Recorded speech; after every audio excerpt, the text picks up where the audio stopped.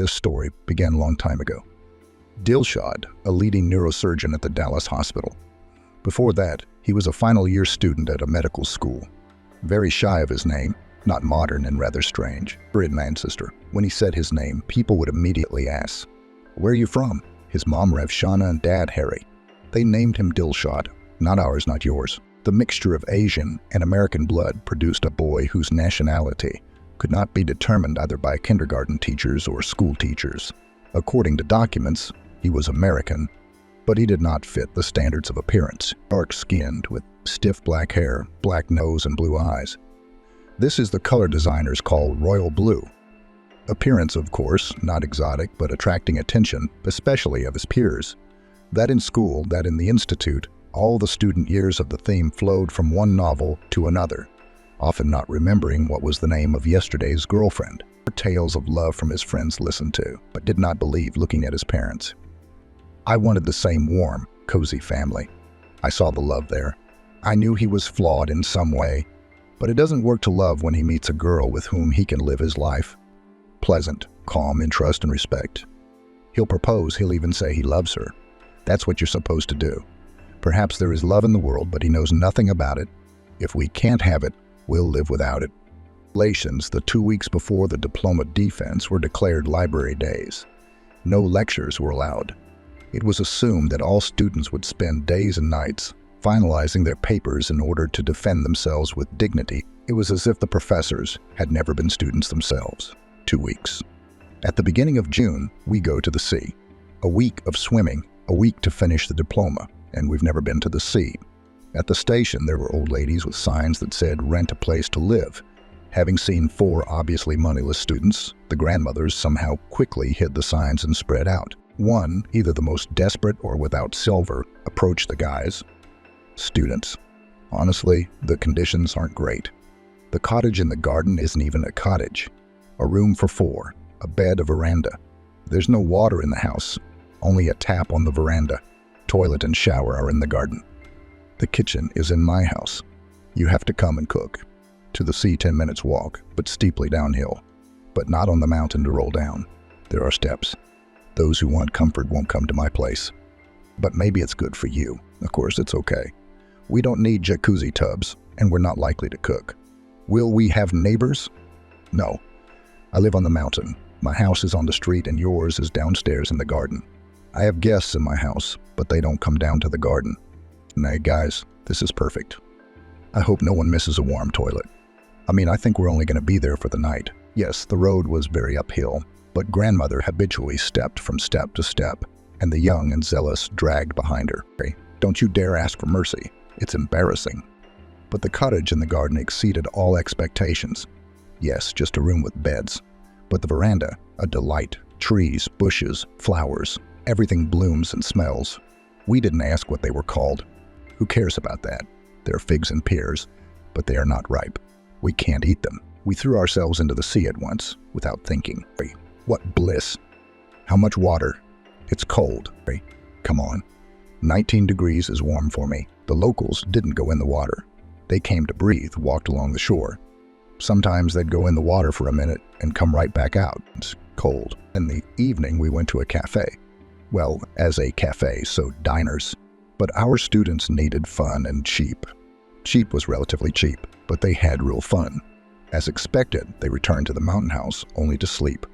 After a couple of days, Dilshad decided that they should see some sights. His friends did not support him. The beach, cafes, and girls were more interesting. After wandering around the city, Dilshad decided to go to Alfie Rock. First of all, it was not far. Secondly, it was cheap.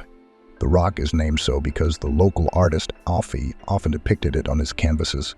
Dilshad knew nothing about the artist Alfie and had never seen his paintings. Another thing attracted him. The beach near the rock was seen by all people. This is the famous white rock from the Diamond Hand, where Thomas had an unprecedented nibble. The excursion was a sea excursion. On a small boat loaded 10 tourists and went on an hour-and-a-half journey. The boat was gliding along the waves quite sharply. The water overboard was dark blue and shiny from the glare of the sun. The sun, sea, rocky shore, and loud, cheerful music quickly raised the mood. some exuberant, ungrounded joy, a feeling of boundless freedom and a premonition of happiness. At the helm stood a short, stout, tanned sea wolf.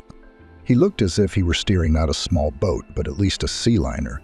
It was impossible to imagine him driving tourists back and forth all day long. No, he does everything just for them. And he smiles radiantly only for half an hour later, when the first impression had faded a little, Dilshad began to look at his fellow travelers. He didn't want to sit alone for the whole trip. He wanted to socialize.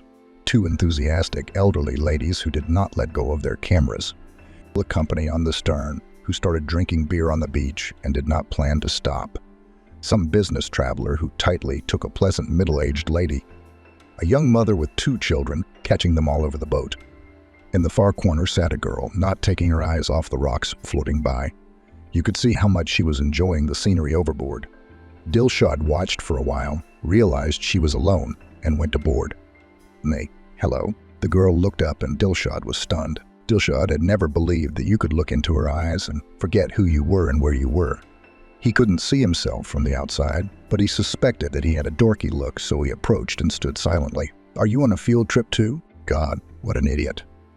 He thought he was irresistible, macho, cold-blooded, and dishonorable, but he can't say 2 words. I'm sorry, I got excited. My name is Dilshad. Praise Eva. Don't worry, sit down. I'm bored alone too." Dilshad and Eva switched to you as they sailed to Alfie Rock. They were curious. They were excited by the unexpected acquaintance. It became clear at once that the journey to the rock and back would not be limited to communication. Eva came to the sea with her girlfriend, who on the first day had an affair with a local and left with him yesterday.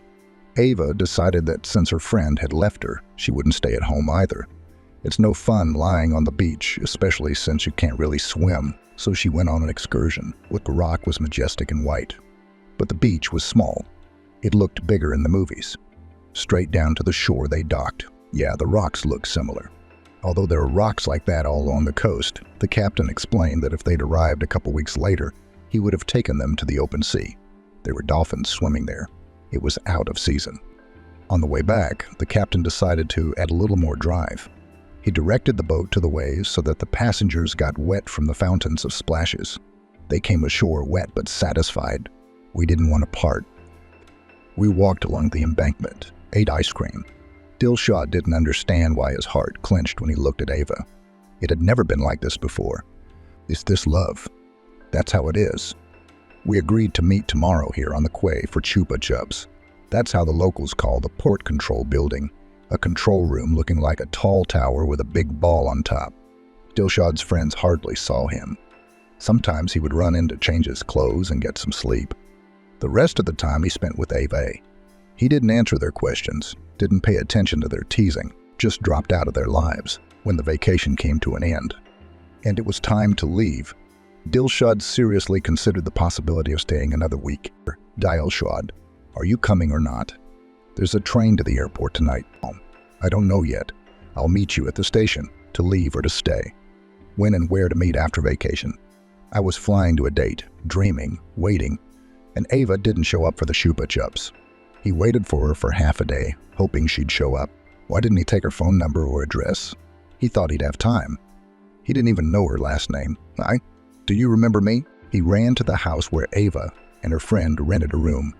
The landlady was just finishing cleaning the room. "What do you mean? When did they leave?" "No, sure. The girls had just left." "Do you know where they went? Have you seen their passports?" "They left this morning. I didn't ask. Then they called and asked if there was room. It's okay to come. It's not the season yet, there's room." So they came.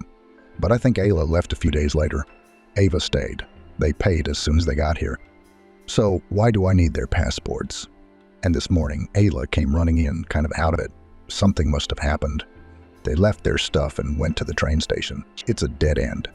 Dilshad didn't even know where she was from. She said she lived in a small town not far away. It would take 5 hours to get there by train. Goes to university, I think. Probably Phoenix. I'm not sure, but I remembered. She's a philologist, English, German, but specializes in German. But how does that help in the search?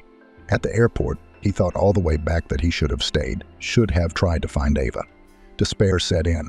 Dilshad clearly realized that fate had given him a chance to be happy, and he had missed it. When he returned home, Dilshad could not find a place for himself and scolded himself with the last words. How could he not even recognize her surname? Now he knew what love was, but he did not understand how to live without his beloved. He lived somehow. Institute, residency, first scientific articles, PhD defense and work, a few fleeting, sluggish relationships. That's his personal life. He became tougher, more callous, more easily made acquaintances and just as easily ended them. He didn't get attached to anyone, didn't let anyone get close to him. He built a career, became the best neurosurgeon in the city and one of the best in the country. Colleagues considered him a top-class professional, but not too pleasant to communicate with a person. His parents were worried their son would never start a family. It's time. And they wanted grandchildren, they said. They tried to help by inviting home very worthy girls. But Dilshad didn't seem to notice them. He was extremely polite to them, accompanied them to the door of the house, and then came back and looked at them with sad eyes. None of them stayed in his life. Harry Dilshad's father believed that his son had not yet met his love, while his mother Rafshana felt that he had met and lost it. That is why he suffers. At first, Dilshad often fantasized about a chance meeting with Ava. There are such mockeries of fate. He always looked at the faces of passing women, especially at airports and train stations. Years passed, and Ava never met. Gradually, he weaned himself from this inappropriate youthful habit of looking for Ava in the crowd. 5 years had passed, enough of dreaming, but I couldn't stop dreaming about her. I forbade dreaming, stopped looking for Ava, and even made an attempt to live like everyone else. He got married. Everything seemed to have been thought out and calculated. They had common professional interests. She was a beautiful and intelligent woman. It seemed to Dilshad that mutual respect was enough for living together, if not in love, then harmony. He proclaimed that the future wife was reasonable. She realized that she did not breathe love, but agreed. Apparently, she had her reasons. Very soon, Dilshad realized that his theory of a happy marriage built on trust and respect did not work. His beautiful wife did not please him. He didn't want to go home and pretend that everything was fine, pulled the need to go together to visit to the theater. When he imagined that he would live like that all his life, he felt sick. A year later, Dilshad realized that there was no room for joy in his life. He did not know how to change it. He had made such a life for himself, and now he had no idea how to get out of it. Lamia turned out to be a really smart woman, helped him unexpectedly. She saw everything, understood, waiting for family life to reach the stage of I cannot see you.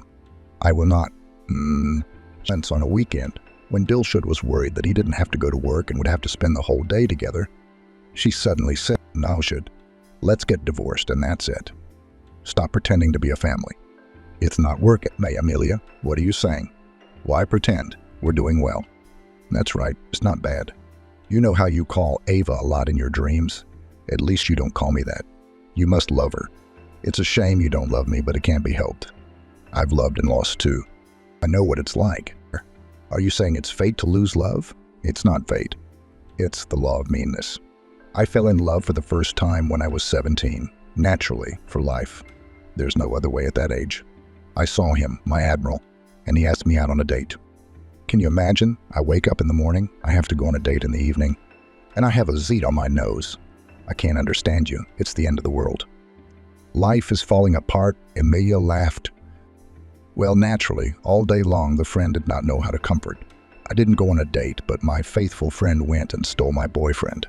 That's how tragic my first love was. It's funny now, but back then, it was no laughing matter. And then there was a real big love that I lost, just like you. I know how much it hurts. You want to tell me? No, I don't want to dredge up the past. Why would you? You deal with yours. We're the same, you and me. We live without joy. We can't do that. We can't survive together. That perception seems wrong.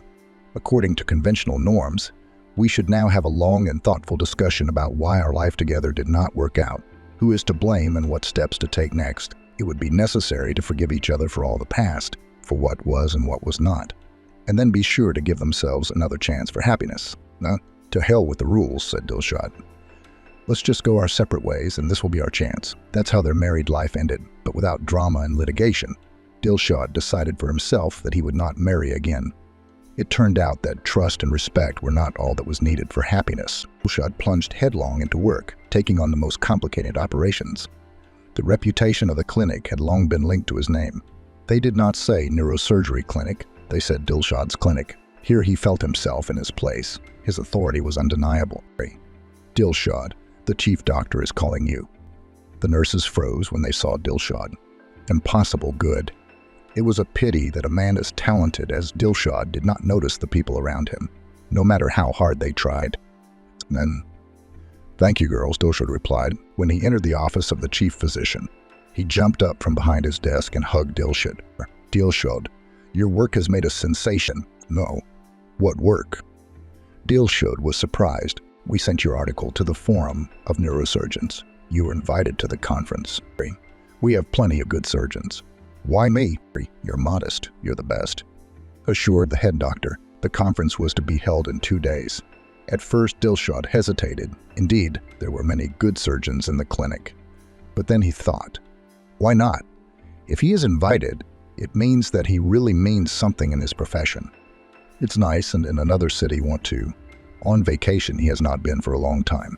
The sea, the sun, the height of summer. When else will there be an opportunity to have a vacation at the sea with such a job? Even in December, vacation is not seen, and so it's decided. He'll fly without insisting on it.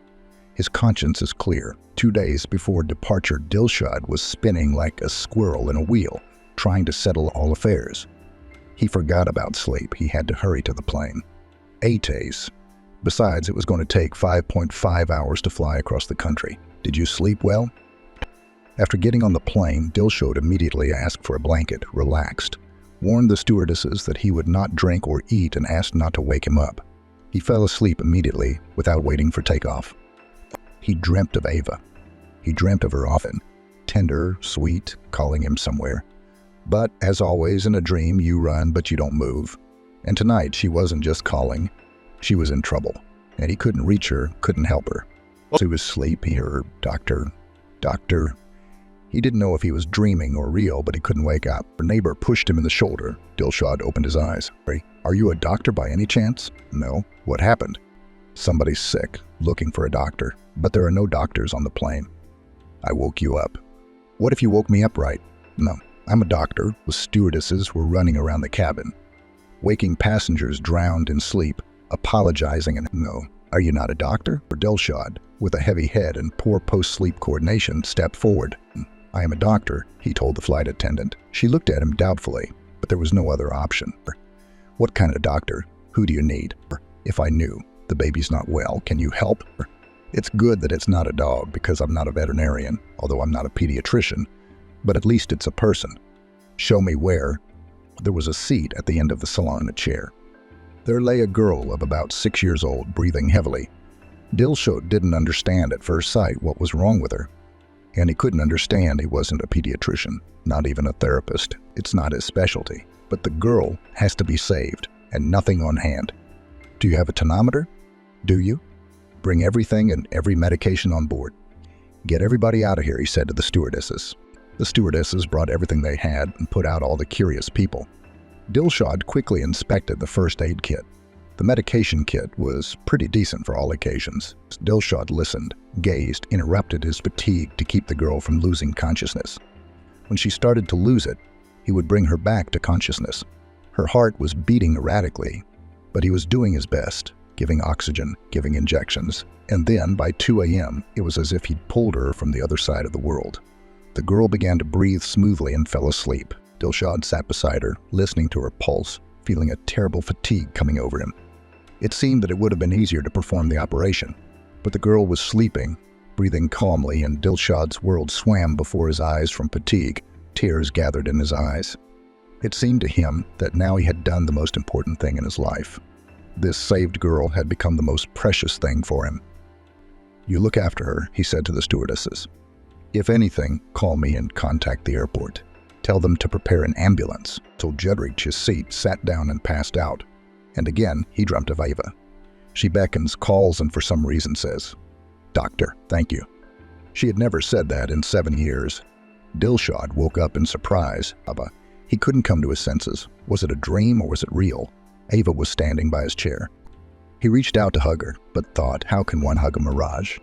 "No, I have to wake up first," he thought. This was some kind of wrong dream. And Ava wasn't the same as she always dreamed.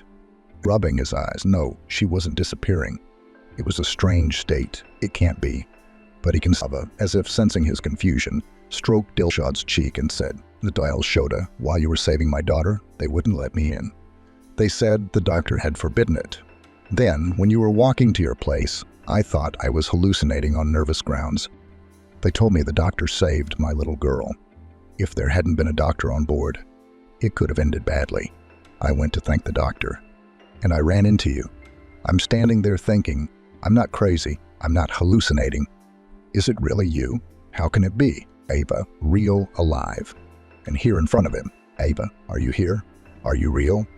And from where?" "That's a strange question," she smiled. "I'm on vacation like everyone else on this plane with my daughter. If it weren't for you, we wouldn't have made it." "That girl is your daughter?" "Yes. And now I owe you for life. You saved my daughter. Wait, is that really you? Where's the girl's father?" "That's too abrupt a turnaround, Dilshad. I'm very grateful to you, but this is none of your business. You tell me something serious has been said. Something with a heart. Does she have heart attacks at her age?" "Unfortunately, yes. But I won't tell you the cause. I'm a surgeon. I'm not an expert in pediatric diseases.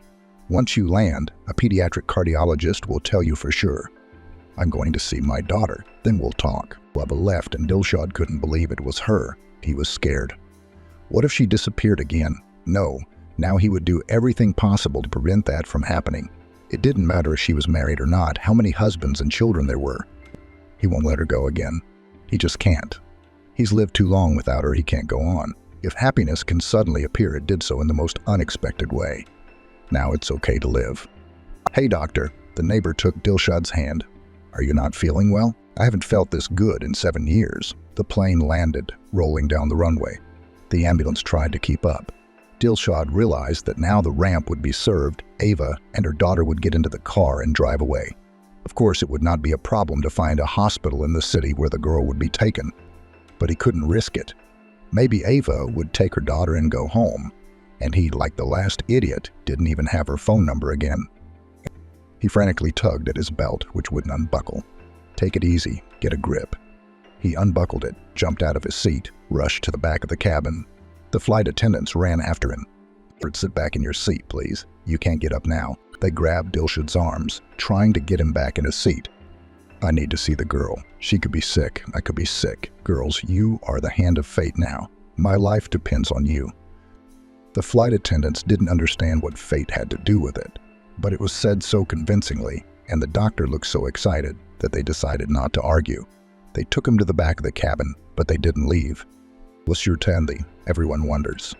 What was the life story of these people? "Ava, I realize you're busy right now, but don't you dare disappear again. I'm about to be intercepted. I can't go with you. Promise me you'll meet me." "No, I won't. I swear. We absolutely have to meet." "I swear we'll meet. Right down The airplane stopped. Tanya and her daughter were let forward. Dilshad watched her walk away, panic overwhelming him. Leaving again. Everything was falling apart again. Holy shit, but it can't be the same 2 times in a row. Dilshad rushed to the exit. But it was unreal to walk through the crowd of passengers who had been sitting on the plane for more than 5 hours.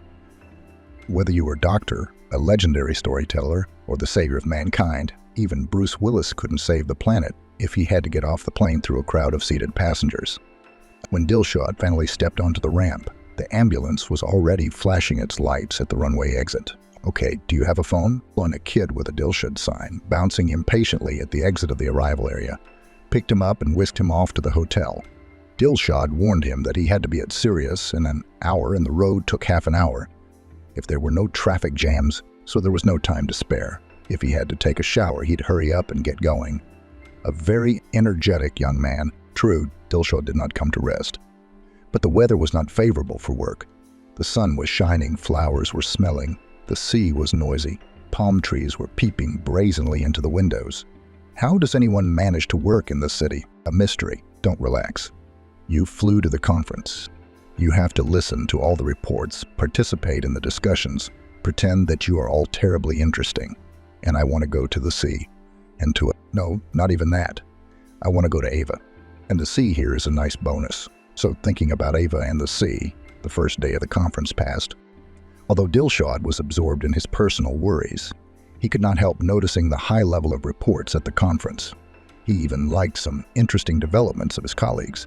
When he returned to the hotel in the evening, he immediately started calling Ava, but she did not answer.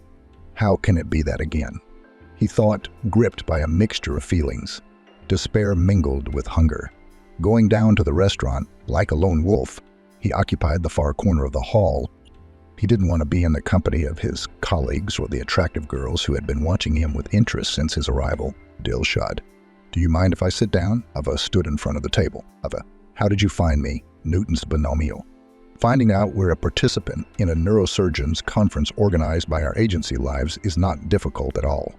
And that you're a neurosurgeon, I've known for a long time, opening in any medical form. Here you are, first a rising star and then an entire luminary.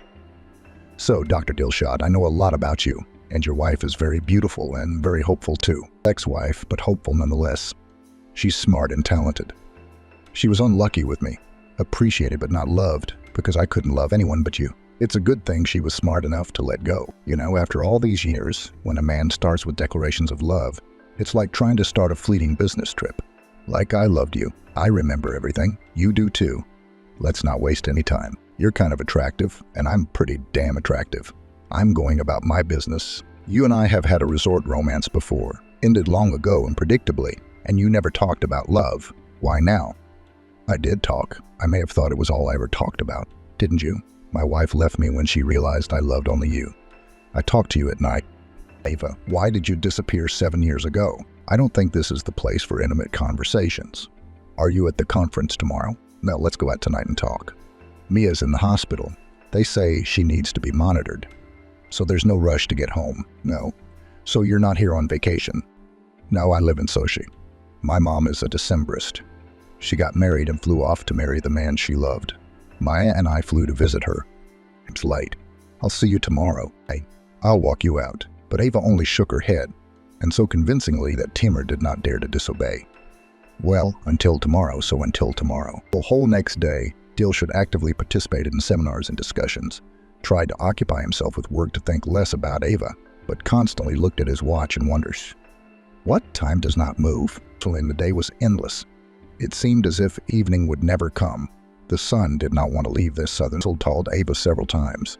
If she didn't answer the phone for a long time, he got worried. He tried to think of what he would say when he met her. He was even more worried when he thought of what she would say. He'd already spoken their entire conversation for both himself and her. God, what an idiot. Like a schoolboy before a first date. A smart, grown-up, serious man, and he can't pull himself together. He can't because he's been waiting years for this meeting. It seemed that the main thing was to find Ava, and then everything would go by itself and everything would be like before. I never seriously thought that she might not want to go back to the past. A husband, a daughter. It never occurred to him that Ava might be happy without him. It seemed that she would meet him and run to the ends of the earth for her beloved. Maybe she would.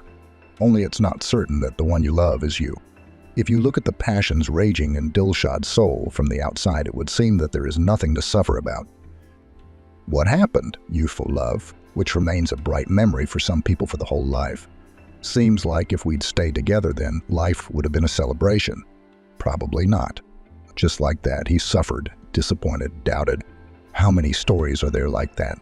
But everyone is sure that it happened only to him, and no one on earth suffered like him. If Dilshad had been told a darkness of similar stories that had happened before him after, he would still not have believed it. But Dilshad could not look at himself with a cold eye, and he got himself so worked up that he approached the venue, tangled in his fears, with his heart racing. Ava stood at the parapet and looked out at the sea. She was amazingly beautiful, even better than in her youth. Dilshad tried to figure out how old she was. If it was about 22 then, it was about 30 now. How had she lived these years? Surely married or had been. She would ask now, but was afraid to hear that she was married and happy. Well, what do you hope for, Dilshad, top-notch surgeon, man of dreams? Do you hope that all the years you've been waiting for you is suffering? It doesn't look like it. She looks gorgeous and has a child. He pondered to himself. Timur caught himself thinking that he was jealous. He had no right to be. He didn't live as a monk himself. but he's jealous. Ava, hello. Dilshad kissed Ava while he assessed how she would take it. Will she push him away? Will she resent him? No. But she looked strangely, as if with a sneer. It's time to ask questions. Are you scared? My heart's about to jump. Majenshin. Are you going to tell me where you disappeared to? Yeah, it was kind of a mess. I came with my friend Ayla. She met some macho guy, ran out a couple times and took off with him. Love, you see, was coming. I tried to talk her out of it. I knew he was a creep, but her eyes were foggy. She can't hear anything. She took off. It turned out her unearthly love, deeply and firmly married. And his wife, taught by life experience, has long learned to quickly and accurately calculate her husband and eliminate rivals. They arrived, settled at a dasha at some friends. And when the beloved went away for a while, came imminent retribution. The wife stepped in. Verbal battles. The matter did not end with stools. Timur listened attentively, not taking his eyes off Ava, trying to understand what she was really feeling. So that's how it was, he said quietly. Yes, it was not very beautiful, but it was worth it. In fact, I realized a lot of things during those years. How so? Dilshad tried to intercept the thread of conversation. Why did you say anything to me at that moment? We could have. Ava looked at Dilshad carefully and said with a smile, time doesn't always heal, but it helps to understand. Maybe then I was not ready for such a relationship, for such a life to be with you.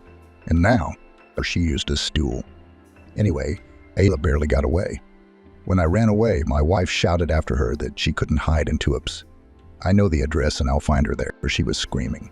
We quickly packed our things and ran away for good. No. Why did you leave with her? I shouldn't have let her go alone, not in her condition. Then, fear is great. She's so hysterical that I got scared too. And where did you go?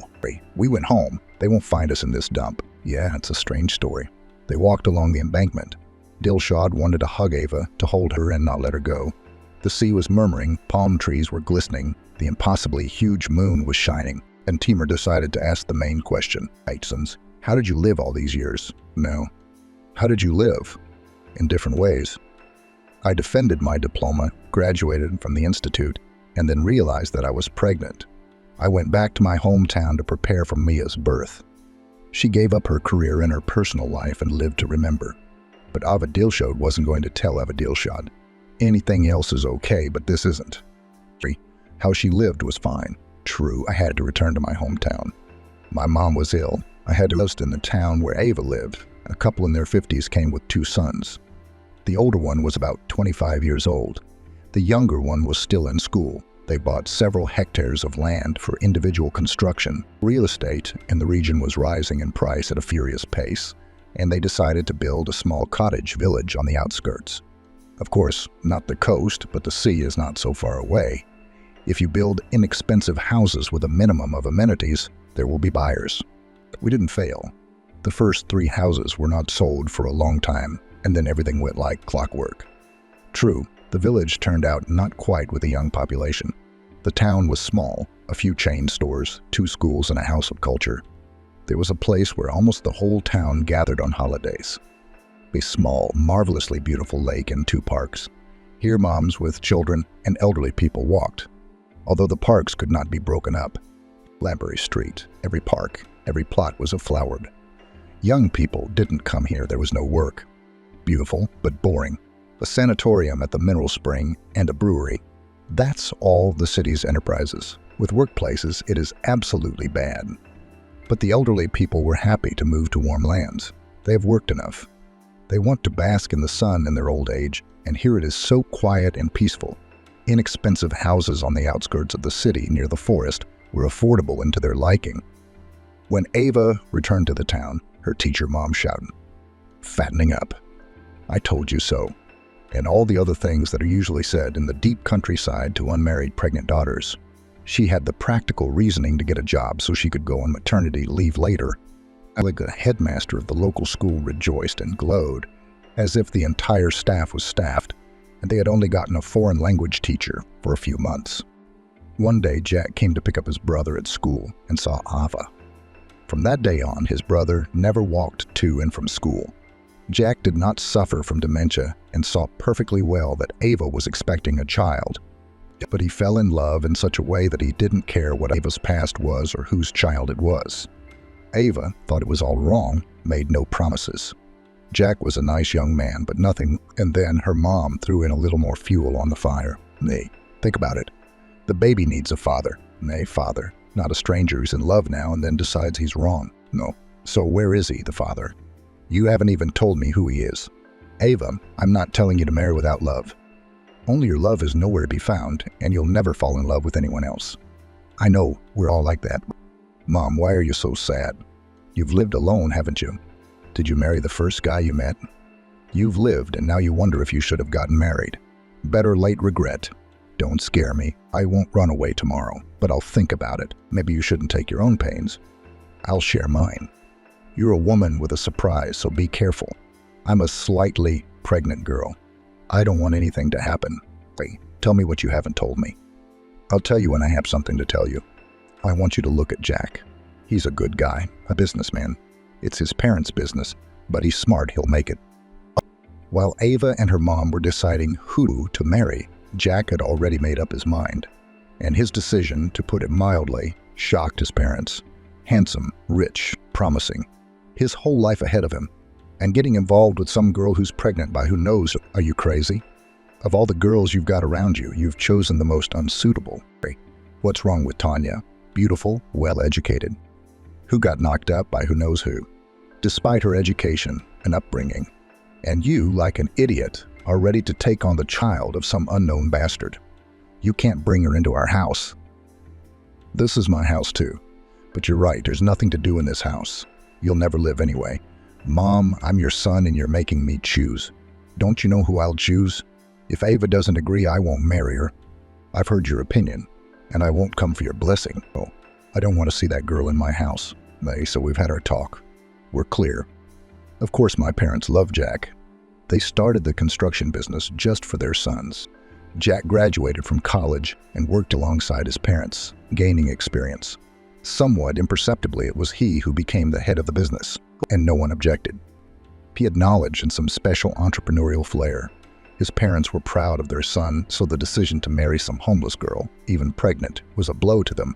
They didn't understand how he even saw her. In their opinion, smart and promising boys do not see girls of this kind. Mom was surprised to realize that her boy was not ready to submit to the will of his parents. Of course, he would not break up with them because of Ava, but he would definitely distance himself and live his own life. Or rather, his life with Ava. When longtime friends who have grown children get together, the conversation is usually about the children. How talented, how successful they are. No, I do not keep my child near me. He has long been independent, and he has his own life.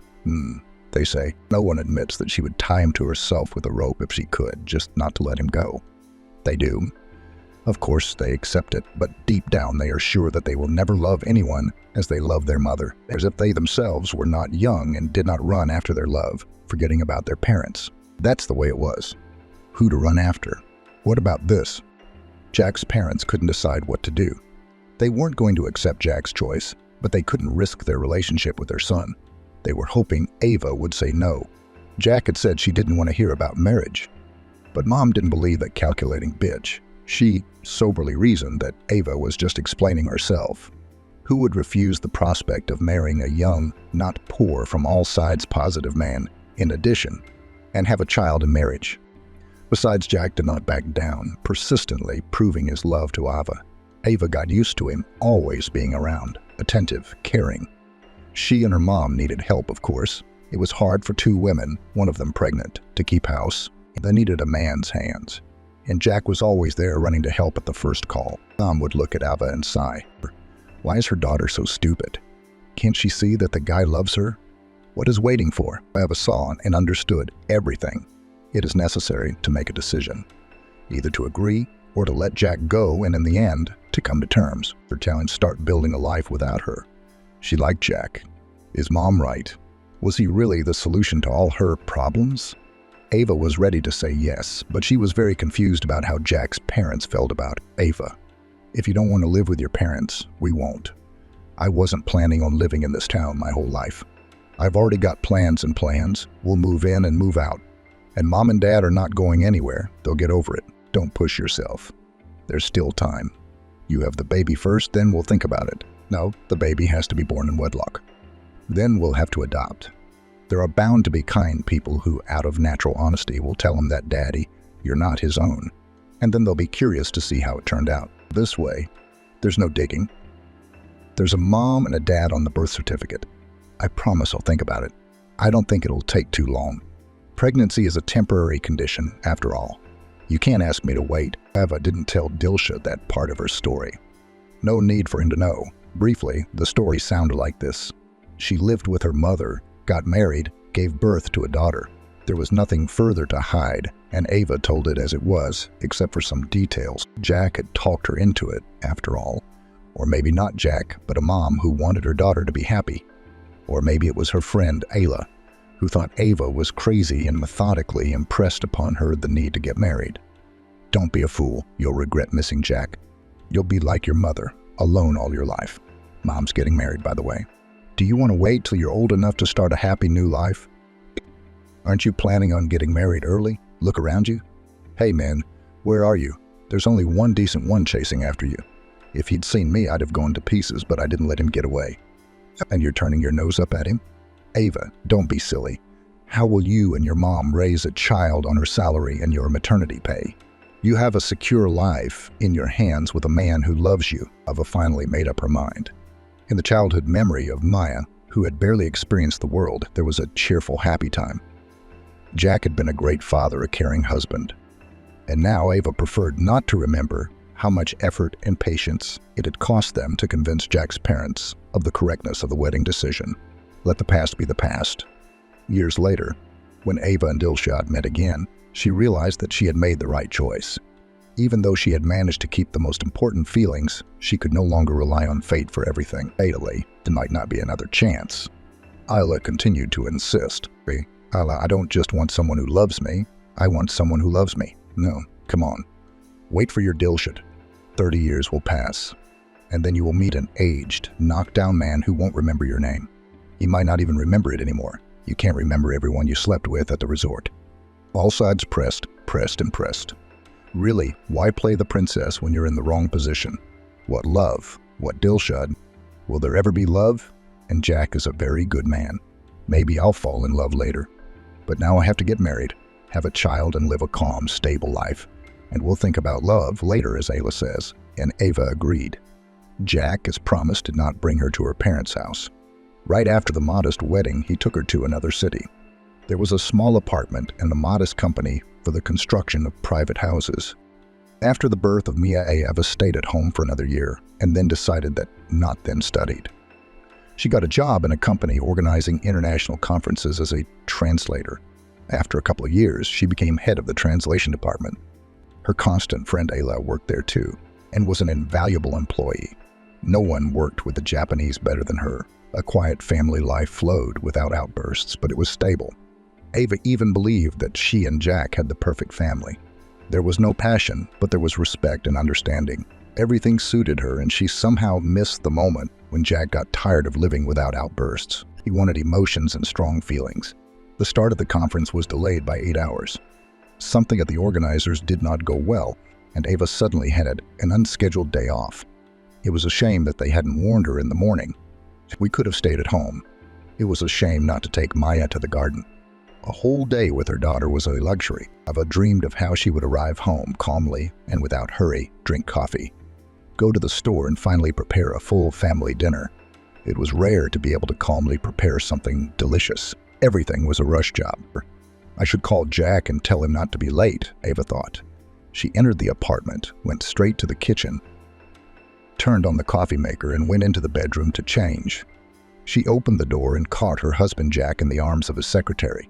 The situation was scandalous and awkward, and apparently only Ava was embarrassed. The secretary sat down covered with a blanket, her eyes glittering with undisguised superiority.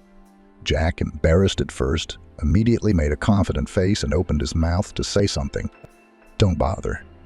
"I realized it's not what I thought," Ava said. "Your innovative meeting doesn't distract me. I just happened to drop by. I'm leaving. But why don't you stay out tonight? I do not want to find out in front of the child." Leaving the apartment, Ava heard the secretary saying something to Jack, apparently explaining to him the advantages of the situation. No more hiding, he was all hers now. Ava didn't react to his sharp barking in return. Apparently, Jack didn't appreciate his happiness. Walking through the park, Ava wondered where she would be until the evening. She was offended and somehow squeamish, but there was no tragedy. She suddenly realized sharply that it was bound to happen sooner or later. It was the wrong calculation. You can't marry without love. No more heartbreak for her. But for Jack, it's all over for him. He was looking for happiness, filling the void, hoping that love would be enough for two, but he couldn't bear its coldness. And all those years he endured. I feel sorry for him and sorry for myself. Well, I'm so defective. I don't bring happiness to anyone, Ava thought. She called Ayla. Girlfriend, hang in there. I will come, and you will listen to the confession of a woman who ruined the life of herself and a very good man. Ava, it's all bullshit. Come, I'll buy you a cup of tea and listen to everything. And my family life didn't work out, but I have Mia and a job. I can live. Mom also began to write out a for. She was going to get married, many years of thinking, and now she decided. She was very worried that her daughter wouldn't approve, but Ava looked at the situation differently. If Mom is getting married, it means that she really needs it to be with this person. Ava was dating her chosen one, a little wordy and thorough. His attitude toward her mom was so warm and sincere that Ava's heart sank. Maybe someday someone will love me like that, look at me like that, Ava dreamed. She believed that there would definitely be another chance for happiness, and for now she had to let go of the past and live for the future. Her mother was worried about leaving her daughter here alone. Her daughter assured her that she would manage on her own and would be happy to go on vacation. There must be at least one happy woman in the family. Why not you? Mom asked with a smile. We said goodbye, kissed, and Mom left. I was so sad I felt like howling. I was happy for my mom, but I wanted to be happy for myself. Jack left the apartment to Ava and left. Not to his secretary, though. It didn't work out there either. Ava never tried to get him back. This page has been turned. Be happy. She wished. Nonsense. A daughter, work, Ayla with endless novels. Adrenaline was enough. No time to be bored. And love? What about love? I'm glad I had love. At least I know what it is. Thanks. As I promised my mother, we went on vacation to her place. I was a little nervous. What if Mom is unhappy, regretting her decision? But my mom was absolutely happy. Spontaneously told me what a wonderful husband she has. What an extraordinary city, and what fishing. Look what mushrooms she picked herself. I'll give you some to take with you. And there's some jam made of taiga berries. You can have that too. Mom, calm down. I'm not taking the jars. You don't tell me about mushrooms and berries, you tell me about yourself. What's there to talk about? I'm guilty before you, you old fool. I persuaded you to marry Jack. I thought it would be better so I wouldn't be alone. I've only just realized that you can't be without love. I guess it's funny when an old lady talks about love. But, I'm not ashamed. I've never been happier. And my husband is so reliable, I don't even doubt it's forever. We'll live together as long as we have left. Mommy. Ava hugged her mom and couldn't hold back her tears. You're happy now. And I'm happy for you. Yeah, I'm happy. You're happy. I don't want to drown in happiness. Tell me, are you still living alone? Is married life so bad that you can't even hope? Looking at you, and I hope so. Don't be sarcastic. You don't have to wait until you're my age to get married. Mom grinned. That's right, Eva thought. There's more to come. Maybe fate will smile on me. Eva returned home feeling that life went on. She felt that there were bound to be new opportunities and happiness ahead. She just needed to open her heart to the new. Whether it's my third eye or my heart, you won't be alone for long, Natasha said, smiling. Me. Thank you, Vanga. Ava grinned. Zanga was not Vanga, but Dilshad was on the plane.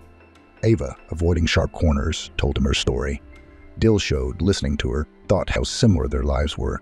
It was like one life for two.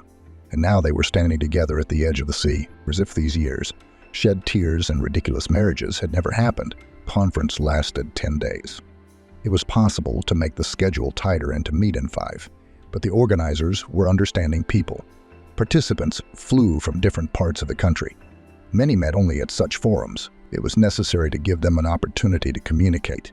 They seldom managed to have a rest, because they are busy. They do not go on vacation for years. And here it was, the sea, July. Dilshad was eternally grateful to the organizers, to his own management, and to his prudence that had plugged his ears in time. Otherwise, he would never have met Ava. One day, Ava said that she was sure to be home in the evening. Ayla would be flying in. Before Ava left, Ayla announced that she had a real prince in her net. I'm leaving, but I promise I'll be back. Carlson. Where are you going? Where are you, prince on a white horse? You're the one who gave me this job, remember? You asked me to work with the Arab delegation. I'm a Jap, but I agreed to help out my home agency. Man, as many times as I say it, it still sounds like a swear word. But I agreed to help out, although Arabic is not my specialty. So there it was, either a prince or the illegitimate son of some sheik. I didn't know much about him, but he's good-looking. Those black eyes would drive anyone crazy. You must have been driven crazy. Are you going to join a harem? How many wives does he have? Which one are you going to be? Ava, don't take me for a fool. I'm not getting married. Remember the classics? We all learn a little bit of something and a little bit of how. I didn't learn anything. I know what the Arab mentality is. Ayla looked at her friend seriously. I'm not going into a harem, but I want to experience something new. There are rules, there are restrictions, but there is magic in those eyes. Ayla always seemed to be one step ahead, trying new things and not afraid to experiment. Maybe she should take a risk, too, if that's how fate worked out. After all, life is so short, and sometimes you want to let something unusual, new and exciting into. No. All right, then wait for me tonight. We'll meet Ayla. The future was becoming clearer and clearer.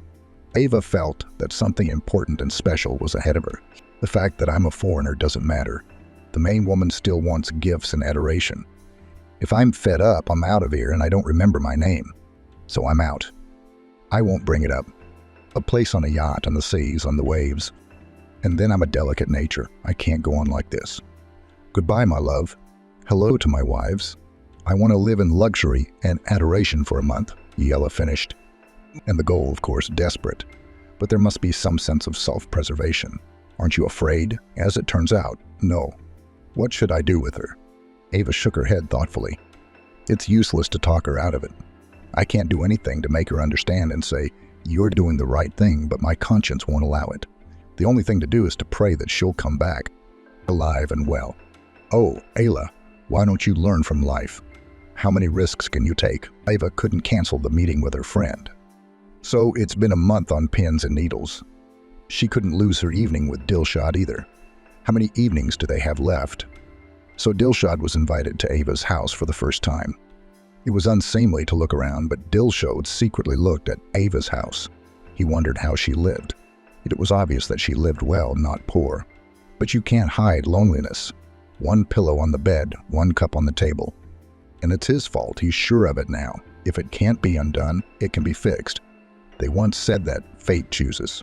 No, it doesn't. It gives you a choice. And what you choose is your decision. Dilshad chose Ava. He chose her a long time ago. Always knew it. All that's left is to explain to fate that it's the right choice. Fate don't turn away. Help. While Dilshad was philosophizing about fate, materialism broke into Ava's apartment in the form of burnt and shining Ayla.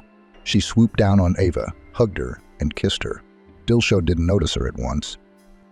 God, what a specimen, Ayla exclaimed, looking at Dilshad from head to toe. True, the specimen reacted sluggishly. Usually they react more actively to the clogging beauty. I see, busy. Is it Ava? Ayla, meet Ava. This is Dilshad. Now, come on, what's the one? Would you at least give me a hint that this place is all Hollywood? George Clooney, no less. I'm sorry, I just wasn't expecting this news. Ayla was a little embarrassed, but she pulled herself together. Well, if that's the case, let's celebrate together. Ava smiled and invited everyone to the Dilshad, and Ava exchanged glances of understanding and hope. Ayla, as always, was cheerful and funny, but even she felt the special atmosphere in the room. Dilshad decided that now he would not miss his chance. He realized that fate had given him an opportunity to correct the past and start a new chapter with Ava, and now he would fight for their joint happiness no matter what. Such an evening was the beginning of a new stage in the lives of all three of them. I guess things will really be different now. And who knows, maybe this meeting will be fateful for all involved. What was the wind that brought such a man to us? Ayla asked loudly. Dilshad was stunned by such a pressure and could only mumble, accidentally. A business trip. It's not an accident, it's fate. Ayla made a beastly face, bit her lip and went at Dilshad, glaring with her eyes. If you hurt Ava, you'll die. Ayla suddenly changed her tone. Come on, let's eat. It became clear to Dilshad why Ayla was so successful with the Arabs. Her energy and directness could make anyone respect her. They sat down in the kitchen without much ceremony. Everyone was tired. Ava and Dilshad after a long day's work, Ayla from the road, hungry. There were no conventions. Ayla began to tell in colors about her Arabian vacation. We laughed and had fun. How tired I am of these golden princes. Her voice was so wistful that it gave me goosebumps. I remember how Ava talked about you, Dilshad. I was jealous. Of what? Lost. Lost. If you get lost again, I won't forgive you. You'll ruin the whole fairy tale about the enchanted princess and the prince who saved her. So, knights and princesses, shall we look at each other enigmatically or drink tea? Dilshad asked. No sooner had they drank tea than someone burst through the door, knocking, ringing, even kicking, I think. Ava was frightened, and Ayla went to the closet in search of a stick. Dilshad went to open the door. A drunken man stood outside the door, practically collapsed in the apartment. Ava, come here. Who's that? Should I bring him in or take him out? It's Jack, my ex-husband. Ava sighed. Holy shit. Was it love? Ayla marveled. Jack was lifted up, sat down in the corridor, smelling salts, water, coffee, and put under cold water. Then coffee again, sweet tea. After an hour and a half, he began to realize where he was, but couldn't remember how he'd gotten here. Ava, how did I get here? It's a mystery. I can't figure it out until I sober up. I don't drink. No, you don't. Ayla stood up for him. Ava, you know he doesn't drink. What had to happen to make him like this? Ayla asked. Jack, how did you get here? Do you remember? Ava asked. No, nowhere out of nowhere, Jack answered. Dilshad watched the situation with interest. It was an unexpected turn of events. But he realized that the most important thing now was to support Ava. Jack, you need to rest and come to your senses, Ava insisted. Then we'll figure out what happened. They took him to the guest room. Dilshad felt mixed feelings. On the one hand, pity for this man. On the other hand, the desire to protect Ava from his problems. When Jack finally fell asleep, the trio returned to the kitchen.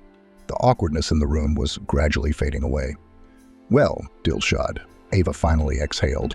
Welcome to our drama. It's nothing, Ava, he smiled. The important thing is that we are together. Let's try to take something positive out of this. Ayla, not missing the opportunity, put the kettle on. Well, ladies and gentlemen, let's at least drink tea. There will be no shortage of emotions in our lives. Everyone laughed. Life was full of surprises, and they should be taken with humor. And maybe that's what united them all at such a difficult moment. Nice. I'm sorry, I didn't mean to. Really, I don't understand why I suddenly came to my ex-wife. Jack began to apologize, slowly coming to his senses. No, it's called residual memory, when a person doesn't remember anything after a trauma. It's just bits and pieces that pop up. Your ex-wife popped up. I wish it was something else. Ayla tried to make a joke. No. Did you bump your head anywhere? Dilshad intervened. Dilshad, leave your hospital humor. You, Ava, warned him. He came and came. If he wants to, he will tell it himself. They put Jack to bed, and they had tea at last. It was time to leave, but Dilshad couldn't leave Ava and her ex-husband in the same apartment and couldn't find any reason to stay. Ayla, enterprising and straightforward as always, came to the rescue. Ava, you don't want to spend the night here with your ex-husband, do you? I don't want to, but what can I do? I won't let him out in his condition. You don't have to. Ayla looked at her slyly. And you take Dilshad out. You could use a walk now, Ayla. Are you kicking me out of the house? Ava, I'm begging you, give me a chance. You know I've had my eye on Jack for a long time, and now this is my chance. And you, she said to Dilshad and Ava, I'll tell you that 7 years ago, you were much more determined. Will you wait for another 7 years? Let him spend the night and then just kick us out of the apartment. If you're so modest, you can walk promenade all night and leave me alone. I have big plans for this night, Ayla said firmly. Dilshad, though he remembered his turbulent youth, when it was easy to start a relationship that quickly turned into bed, could not think how to tell Ava to agree to go to the hotel with him. Ava, where will you spend the night? Why don't we go to my place? He finally suggested. Yes, Ava replied simply. That simple, yes, shook Dilshad. What an idiot, he thought. Why had he searched so badly all this time? Lost 7 years of his life, now almost a week more. She loves him. And he loves her. And it had been just as bad all these years. In the morning, Dilshad looked at Ava sleeping for a long time and did not dare to wake her up. He was afraid she would say, I'm sorry, it was all a mistake. But when she slowly opened her eyes and smiled at him, all doubts dissolved. "Good morning," Ava said softly, looking at him tenderly. "Good morning," Dilshad replied, feeling that he was on the threshold of a new, extremely important chapter in their life. "You haven't changed your mind, have you?" Ava asked warily, feeling the same uncertainty. "No," Dilshad said confidently, leaning towards her for a kiss. "Then, how did you sleep?" "Good. I slept even better when I didn't," Dilshad replied, reaching out and kissing Ava. That kiss made his heart sink and goosebumps ran all over his body. "Ava, we haven't been living happily ever after until today. It's time to fix it. We need to live a life of pleasure, joy. Let's decide if you're coming to my place or I'm coming to yours." "Hey, I'm blonde. I have to say everything twice." "Was that an offer?" "Yes. I told you I don't get it the first time." "Say it again." Yes. Dilshad smiled. There were only 3 days left till the departure. They wanted to stay together, but each of them had urgent matters to attend to. Dilshad had to write a review of a colleague's work. Ava had to form a team of translators to work at an international conference. After completing her duties, Ava stopped by the hospital to see her daughter Mia. They walked around for almost an hour until the nurse came to pick up the girl. Looking at the child's unhappy face, Ava almost cried herself. More than anything, she wanted to take her little princess home. The attending doctor calmed her down, saying that according to the examination results, there was nothing wrong with the girl. Just age-related problems, a couple more days of observation, and she could go home. When Ava returned home, she found the apartment empty. Ayla and Jack had left, and Larry the parrot was wandering around the room. He hadn't flown for a long time, but he was free to get out of his cage, though he couldn't get back in. "How long have you been wandering, poor thing? You're a wretched mouse. No drink, no food. What's that garbage? Are you renovating? You're not a rodent, you're a bird." Ava put her palm on Larry's hand. "Hey, come on, I'll feed you." He greeted her with a hi, and went to the floor to her palm. After feeding Larry, Ava took a shower, put on a light resort sundress, and went to Riviera Park where they had agreed to meet Dilshad. Dilshad was eager to see the best park in the city. He was delighted with the palm trees, ran up and hugged each tree, demanding that Ava take a picture of him with that particular palm tree. "Ava, look, it's a real palm tree.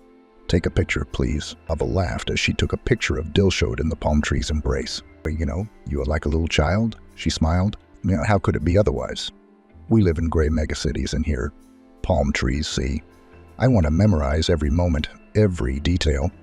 They walked through the park, enjoying the moment and reveling in each other. Perhaps these 3 days were the happiest they had been in years. Time flew by unnoticed. Ava suddenly realized that her old life was becoming a thing of the past and a new chapter was ahead, which she wanted to live with Dilshad. As they looked over each other, they realized that they would not let go of this trip or this memory. So much had already been lost. "Ava, let's not waste any more time."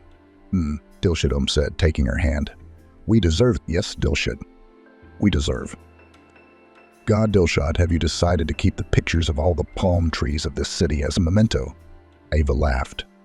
"I'll print them out full size and stick them all over the fence. Can you imagine? It will be beautiful. Snowdrifts, cedars, and palm trees. And we have enough sunshine of our own." "By the way, you'll have to fly far away," said Dilshad. "Why? You said your mom lives far away now. I need to organize a viewing to present my future son-in-law. And I need to show off my bride and my granddaughter to my parents. They're looking forward to it. Do you think Jack's going to give us permission to adopt you, Dilshad? Aren't you in a hurry? You've been stalling for so many years, and now you want it all at once." "Yes, I want it all. By the way, the fact that both your parents and mine live in the same city is an additional argument in favor of moving. And then, if I understand correctly, getting married in it is a family thing. May, why are you so hard on the girl? I have to think about it." "Oh, please. And you should think only about our future life together." Dilshad jokingly insisted. Ava was talking to Dilshad, but she couldn't get rid of the feeling of unreality. Here he was, next to her, her favorite, the only man in her life. And there was no such thing as happiness. You close your eyes and everything disappears. I'll close them later when he's gone. In the meantime, I'll keep my eyes open, thought Ava. Last day before the flight was unbearable. Her heart stopped every time she thought of him flying away, and that was it. She wouldn't see him again. So accustomed was she to suffering for lost love that she could not believe in the possibility of happiness. Still had about the same feelings. He could not bring himself to tear himself away from Ava. It seemed that if he let her out of his arms, he would lose her. Ava wanted to accompany him to the airport, but he forbade it. Let's say goodbye here. Saying goodbye against the backdrop of airplanes is heartbreaking. It's like a sign of hopelessness. Ava, come to me as soon as you can. I love you and I don't want to live without you. Please don't disappear. He hugged her tightly, trying to memorize the feeling. Bad habit again, Ava said softly, looking into his eyes. I'm waiting for you. Her Dilshad flew away. Ava slowly came to her senses and started working, which, to be honest, she had neglected. Her thoughts were occupied with memories of the past days and hope for the future. She knew that their meeting would be the beginning of a new life. She was scared but happy at the same time. She would wait for him. Her heart was full of love and anticipation. And so, she went back to work, forming a group of translators preparing reports. Gradually, she returned to her normal rhythm, but in the corner of her mind, she was constantly thinking, Dilshad is waiting. Dilshad is the future. Ava suddenly remembered that her naughty friend Ayla had disappeared somewhere. No phone calls, no letters. It's not good. She's in trouble again, Ava thought. But with the daughter they had just discharged, Ayla wasn't the least bit concerned. Sorry, girlfriend, we'll save you later, Ava mumbled, plunging into household chores. Fortunately, Ayla showed up on her own, and from the looks of it, there was no need to rescue her. As always, hurricane fireworks. The apartment felt crowded. Maya threw herself on her neck. Aunt Ayla, missed you so much, the girl shouted happily. With you always so much fun. And I brought presents. There were squeals, songs, dances, and everything at once. We made a lot of noise and played. Mia took care of the new toys, and the friends went to the kitchen. Ava could see that Ayla wanted to tell her everything. I can't take it anymore, Ava thought. How many days she had kept silent, realizing that it was not up to her. Finally, we can talk like two happy women, Ava said, smiling. Ayla's revelations were not a surprise to her. Knowing her friend well, she guessed that she wouldn't let Jack go now. She had always thought that Ava underestimated Jack, didn't realize what kind of husband she had. Ava settled, and Jack's a derelict. I never interfered before because what if they got back together? And now, Ava was sure Jack was in trouble. He wouldn't get out. Ayla said something, and Ava listened, half-heartedly. What was there to listen to? It was obvious. She reached for the cup, and it slipped out and broke. No, Ava, for luck, Ayla exclaimed. It's a great blessing to break a cup, and you've got the wrong hands. You've got the wrong hands. I think I've got the wrong head. Tell me why I'm so stupid. I keep falling for the same thing. I fall in love again, and I can't live without him again. Ava, if you and Jack have any hope of keeping your family together, you tell me. I won't interfere. Ayla, my fool. What hope? Ava grinned. I forgot about him. So the flag in your hand? No. Are you serious? Ayla couldn't believe her happiness. Absolutely. Ayla hugged her friend. Me. Thank you. I'll really try my best then. He's a good man. He just ended up with the wrong person. Ayla, you know I only want your happiness. And if it's Jack, go ahead. He deserves to be happy. As she exhaled, Ayla felt a mountain fall from her shoulders. Everything was clear and understandable now. She hugged her friend tighter, feeling gratitude and joy. Good. Then we'll all be happy together, each of us finding our own happiness, Ayla concluded. Ava nodded, feeling peace and tranquility really settle in her soul. Everything is in its place. And most importantly, they continue to be there for each other. No, I'll be glad. He's a good man. It's a shame he fell for me. Ruined his life. Ava, sorry. Why did he show up here so handsome? She asked, laughing. After you might say, he went on a hand-to-hand basis. 1, 2, 3. But it's not the same. No one is needed. After breaking up with another bimbo, he got bored.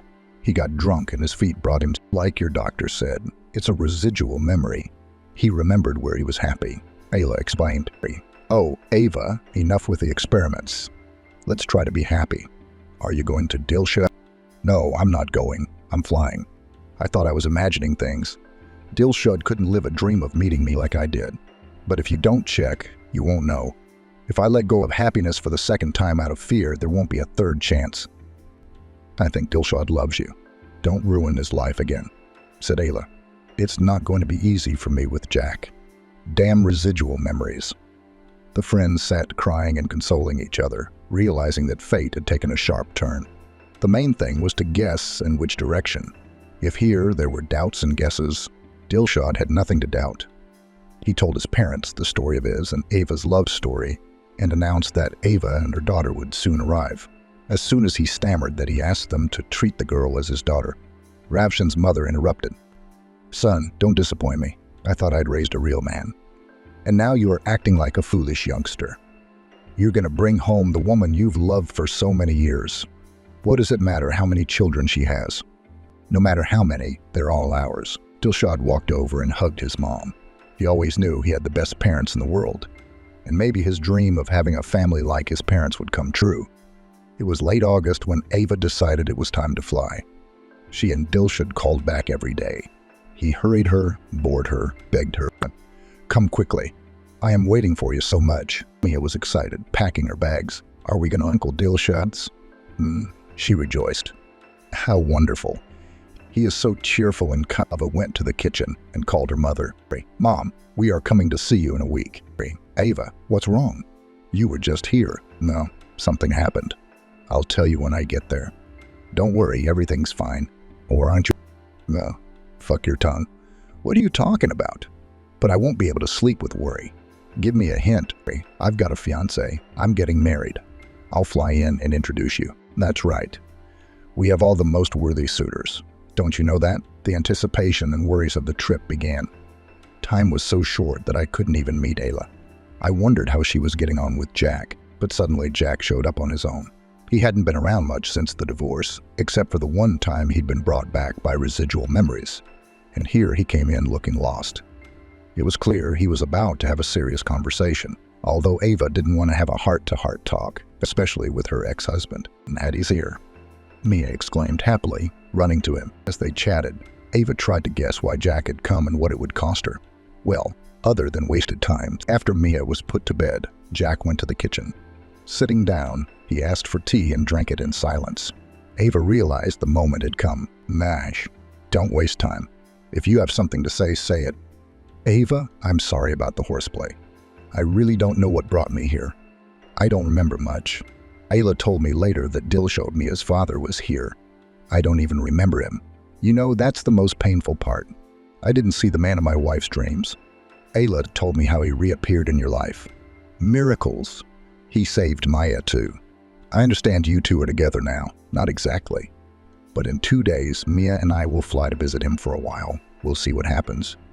Jack, I'm so sorry I ever agreed to marry you. I ruined your life." "Come on, I wanted it," Jack said. "I think we were all in a bad place at the time," Ava added. "But you also realize that happiness can be found beyond our past mistakes." Jack nodded and sighed. "No, it's just, I'd like to be a part of Mia's life. Maybe not always, but at least sometime." "No, of course, Jack. You'll always be her daddy. We'll find a way to make that happen." "Nay, thank you, Ava. And good luck to you and Dilshad. I wish you happiness." "You too, Jack. I wish you find your happiness." They both realized that this conversation had helped them put their complicated history to rest and move on without any more guilt or regret. "I realize now that I shouldn't have forced you." "It didn't help you or myself," Jack said, looking into his teacup. "All right, enough with the nobility. That's not why I'm here. I've realized by now that the best thing to do is to stay on good terms. You don't mind, do you? It's better than enemies. Besides, Mia's my daughter, even if she's not my own. Actually, I have another question, a touchy one. I like Ayla, but she's your friend. It's embarrassing. So you've come for a blessing, my dear." "Oh my gosh, you're asking your ex-wife for permission to date her friend." "Jack, don't be a fool. You're the most loyal person you'll ever find. Did she get over you picking me?" "She did. When you married me, she came to visit. She suffered, but she didn't say a word. Even I didn't realize how serious it was." "Oh, Jack, you picked the wrong girl. You'd have been happy a long time ago. If you like her, don't pass her up." "Thank you. I picked the right wife after all. Too bad she didn't love me. Shit, I wish I'd seen that Dilshad. Now I'd know what a dream man looks like. I want everything to work out for you. And let the girl have 2 daddies. Does that happen?" "Of course it does." Ava smiled. "May everything work out well for Ayla. She waited for her man too, and she won't go after any other Arab." Ayla came to see Ava and Maya off at the airport. Tears. snot, as if her friend was going not to her beloved, but to a penal servitude, to exile. She'll rot, she'll be lost, we won't see each other again. Ava couldn't help smiling. It was pleasant and funny from such a tragedy. She even forgot about her personal life. Ayla was so worried. Well, Ayla, is it time? She asked, smiling. It's time, friend, Ayla answered. Let everything be all right. And so that time came. At the airport, Ava and Mia settled down to wait for boarding. You know, Mom, I'm so glad we're going to have a new life, Maya whispered as she hugged Ava. Me too, my daughter. We're together. And that's the most important thing. Ayla stood in the airport doorway, looking at them. Good luck to you, my darlings, she whispered. May everything work out for you. Dilshad could not find a place for himself.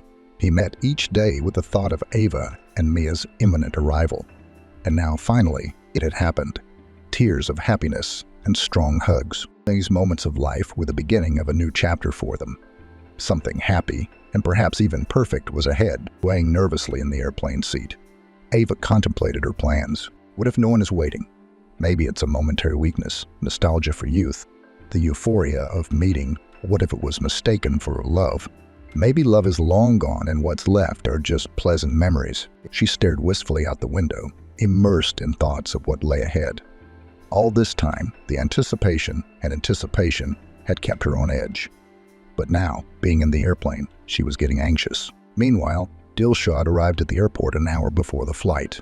He couldn't sit at home, and he couldn't sit at the airport either. He was rushing around the arrival hall. His parents were rushing to meet their daughter-in-law, but Dilshad stopped them on the threshold. I'm on edge myself, he said. I can't bear to look after you. Have you set the table? No, of course. You know how airplane food is, Mom said. Well, wait, we lived without Ava all our lives. We'll survive a couple hours more, my mother reassured.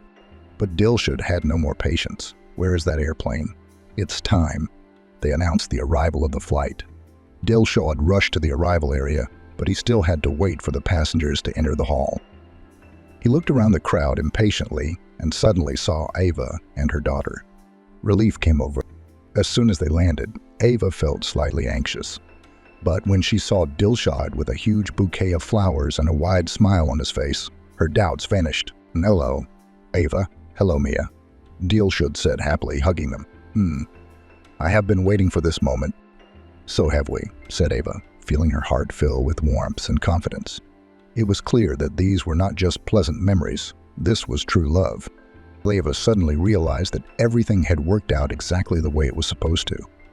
They had found their happiness, and nothing could stop them now on the way to the city.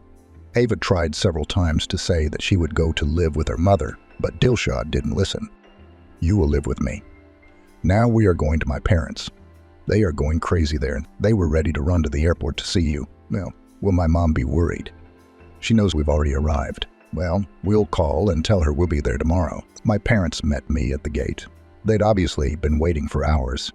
Who was more worried? It was hard to tell. They say mothers-in-law never like their daughters-in-law, but that was not true of Rafshana. She liked Ava from the very beginning. She wanted such a wife for her son. Beautiful, intelligent, sensitive, and in love with Dilshad. Mia eyed the strangers she had been brought to and began to study them with childlike curiosity. Hello, Ava, Rafshana said with a smile, hugging her.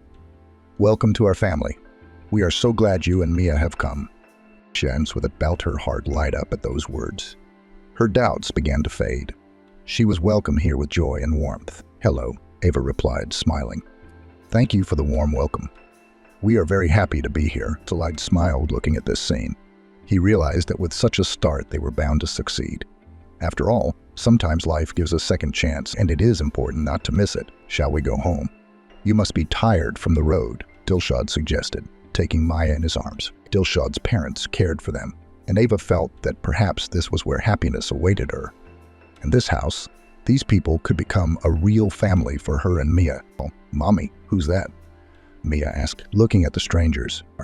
They are your grandparents, Ava answered, smiling. I already have grandparents.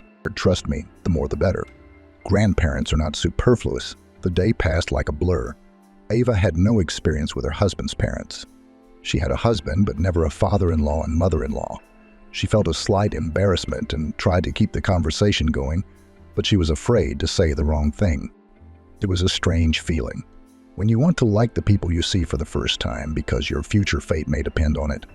But it was simple. No one pretended, no one tried to look better than they were. Dilshad's parents were easy and pleasant to talk to. In 2 hours, Ava was already chatting with them as if they had known each other for a long time. Shana immediately began to call Ava her daughter, as if her son had brought not a girl to get acquainted, but his lawful wife. It was pleasant and unusual. Anna quickly got used to it and realized that these grandparents were the same as the ones she knew. They gave her everything delicious and did not let her off their knees.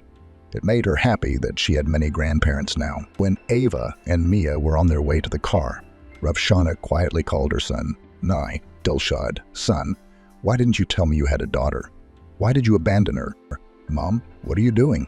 "This is Ava's daughter from her first husband." "Are you blind?" "She's your daughter. Don't say anything now. Then ask Ava. I'm sure she'll confirm it. You said you had an affair. You do the math. I know it'll add up. I don't have to count. It was you when you were a kid."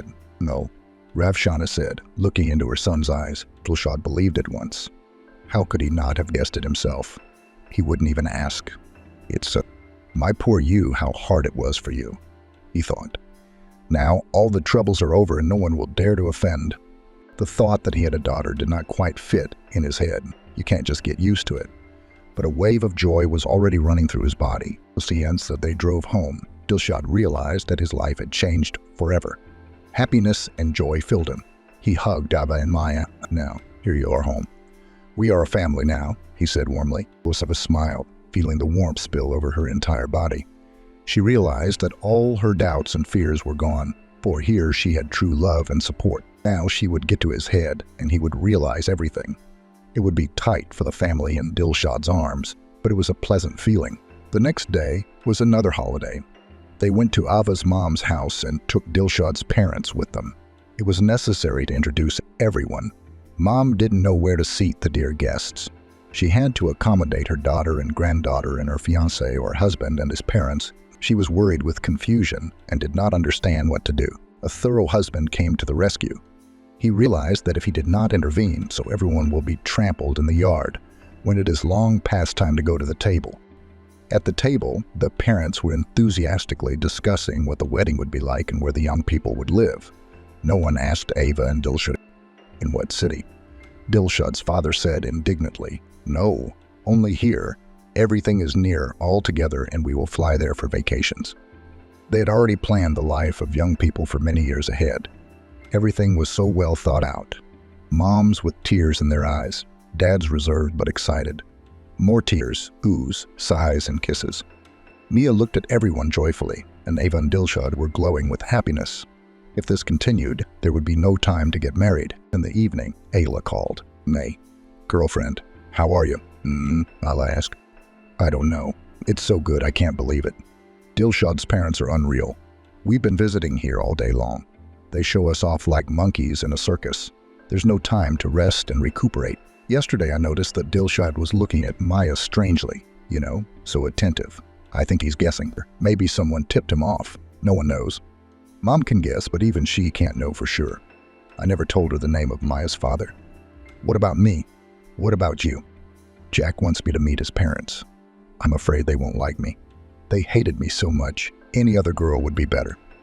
Well, Jack's already proven that his parents' opinion isn't the truth. If he wants you to meet his parents, he must be serious. Go. After all, even if he doesn't like you, it's not the end of the world. The important thing is that you have feelings for each other. You're right. We should take the risk. Thank you, Ava. Hugs. We hug you too, Ayla. It's going to be okay. The important thing is to believe in yourself and that everything will work out. Find out what's going on with Jack and let us know how it goes. Ayla thought again about Jack's attentiveness to Maya. Maybe he was really starting to suspect something. But that was a conversation for the future. Right now, the main thing was to live in the flow of those happy moments that fate so generously bestowed. Everything else will be solved as it comes. Meanwhile, Ava and Dilshad were happy in the family circle, where everyone rejoiced at their happiness. They applied to the registry office. Everything was discussed and decided, and Ava started to go home. It was necessary to quit, to pack and send things. They decided not to sell the apartment. parents are already at the age they need to rest at the sea. And frequent trips to the sea won't hurt myself. Now there are many grandmothers, and there will be someone to walk with my granddaughter. They themselves on vacation is also more pleasant to live in their own apartment. But she and her mother had already discussed it. However, Ava realized that this city would become her new home. Again began to go to the guests. Friends and relatives organized send-offs. Even if they knew they were leaving for a while, the longing still thickened. Mothers held back tears, and fathers with unperturbed faces consoled them. To the last persuaded them to leave the apartment under supervision. But Ava stood her ground. No. First of all, it's not clear how long we'll have to stay there. Secondly, there are so many of you here and I am alone. Dilshad did not want to let Ava go. Each parting felt like forever. Longing and anxiety came in waves. The sweet plans at the airport only added to the panic. He consoled himself with the thought that this was the last time they wouldn't be apart again. In the back seat, Mia was reprimanding her doll with a very serious face. Her eyebrows moved to zero. The doll must have done something wrong. Dilshad looked at her in the mirror, his heart clenched with pain and joy at the same time. He had a daughter, and he only found out about it now. Now seeing both of them off, he is left to wait and miss them. By the time Ava and Mia are announced for boarding, everyone is already in tears. The farewells went relatively quiet, leaving behind promises, calls, and dates in the future. Dilshad hugged Ava as if he was letting go of the most precious thing in his life. Hurry back. I can't wait for you long, he whispered. I will. And we will never part again, Ava replied, squeezing his hand. Dilshad looked at them until their figures disappeared behind the terminal doors. He knew things would be different now. They were family, and despite the distance, everything would soon be resolved. Their love would endure all trials, and only happiness lay ahead of her. Come back soon, my darlings, he whispered, looking after them. Dilshad stayed in the waiting room until the figures of Ava and Maya disappeared behind the terminal doors. But at that moment, he knew that their love would endure all the trials, and a happy life together was ahead of them. Emma remembered very well how her father left the family, trying to take almost everything that could be taken out of the apartment. She then returned quite late from celebrating her friend's birthday and almost fell, tripping over a pile of equipment and things. For some reason, piled at the threshold. The girl even thought that someone had gotten into the apartment and was about to jump out into the entrance. But she heard the voices of her parents coming from the large room, which served as both a bedroom and a hall for receiving cheerful companies on holidays. Hastily taking off her boots, hanging her jacket on a hanger, and throwing her backpack on the floor, Emma went to find out what was happening. And I found a strange and terrible picture. The parents quarreled as much as never before, and did not even pay attention to the daughter who looked into the room. Emma, instead of her adored father, seemed to suddenly see a completely stranger instead. Cruel, screaming, with a pulsating vein in his neck. It seemed that this angry stranger would right now begin to destroy everything in the apartment. But instead, he methodically walked around the room and collected things, without ceasing to swear with his wife. Why did you decide that I was suitable for the role of an idiot? When were you going to tell me the truth? Never. Why were you so sure that I wasn't going anywhere? I thought that I was a complete fool and even stopped hiding my adventures. That's great. Don't think that this will continue. If you file for alimony, you know I will challenge it. Let them do the examination. I now know that all these years I was raising a daughter who was not my own. Emma froze on the threshold, shocked by such strange news. But the girl's mother did not look confused or offended. If she had cried, claimed that a mistake had occurred, and offered to double-check everything, but no. The woman answered her husband, though less aggressively. Oh, Andrew, you made me laugh. He doesn't want to pay child support. Will you demand an examination? Who will you make worse off from this? How are you going to explain to Emma that she is no one to you now? Will your heart not yearn for her? Remember how great you play with her. Go skiing, even go fishing in the winter and go in the summer. What? Will you forget all this? Will you throw it out of your head like garbage from a bucket? Good father. I instantly forgot my daughter. The man furiously threw everything in his hands onto the floor and swung his hand to hit his wife, but resisted and shouted, "How can I still treat her if she is a clear reminder of your sin? You knew that I wouldn't forgive betrayal. Why then did you force me, although there was a risk that everything would be revealed, to raise someone else's child? Couldn't you wait for me? I went on long flights for the sake of my family. I tried to earn more money so that you wouldn't need anything. When Emma was born, I began to work even more. Why, with a child in the family, you need so much. But now I don't understand why I sometimes didn't sleep for days. It turns out that I didn't have a family. Only the wife is out for a walk and the child she took on the side. Andrew, well, forgive me. It was a random episode. A burst of passion, nothing more. I tried hundreds of times to explain everything to you, but I was afraid that you wouldn't understand. The man even found the strength to laugh. You're interesting. In my opinion, I had the right to know the truth from the very beginning. Then it probably wouldn't hurt so much now. I quarreled with my mother for your sake, although she seemed to feel your deceitful nature in her heart. Andrew turned away from Kate so that she would not see the tears in his eyes and noticed Emma frozen in the doorway. The man felt uneasy. He had considered this girl his daughter for so many years that, of course, it was impossible to divorce her overnight. Sorry, Emma, the man said and began to collect the things he threw away. And then, waving his hand, he sat down on the sofa and didn't know what to say. The girl solved the problem herself. Approaching the man, she sank down on the floor in front of him so that she could look into his eyes and said, quietly, "For me, you will forever remain a real dad. So know that when you want to talk to me, I will always be glad." The man could not restrain himself and in an impulse hugged the girl, whom he had considered his daughter for 14 years, and headed towards the door.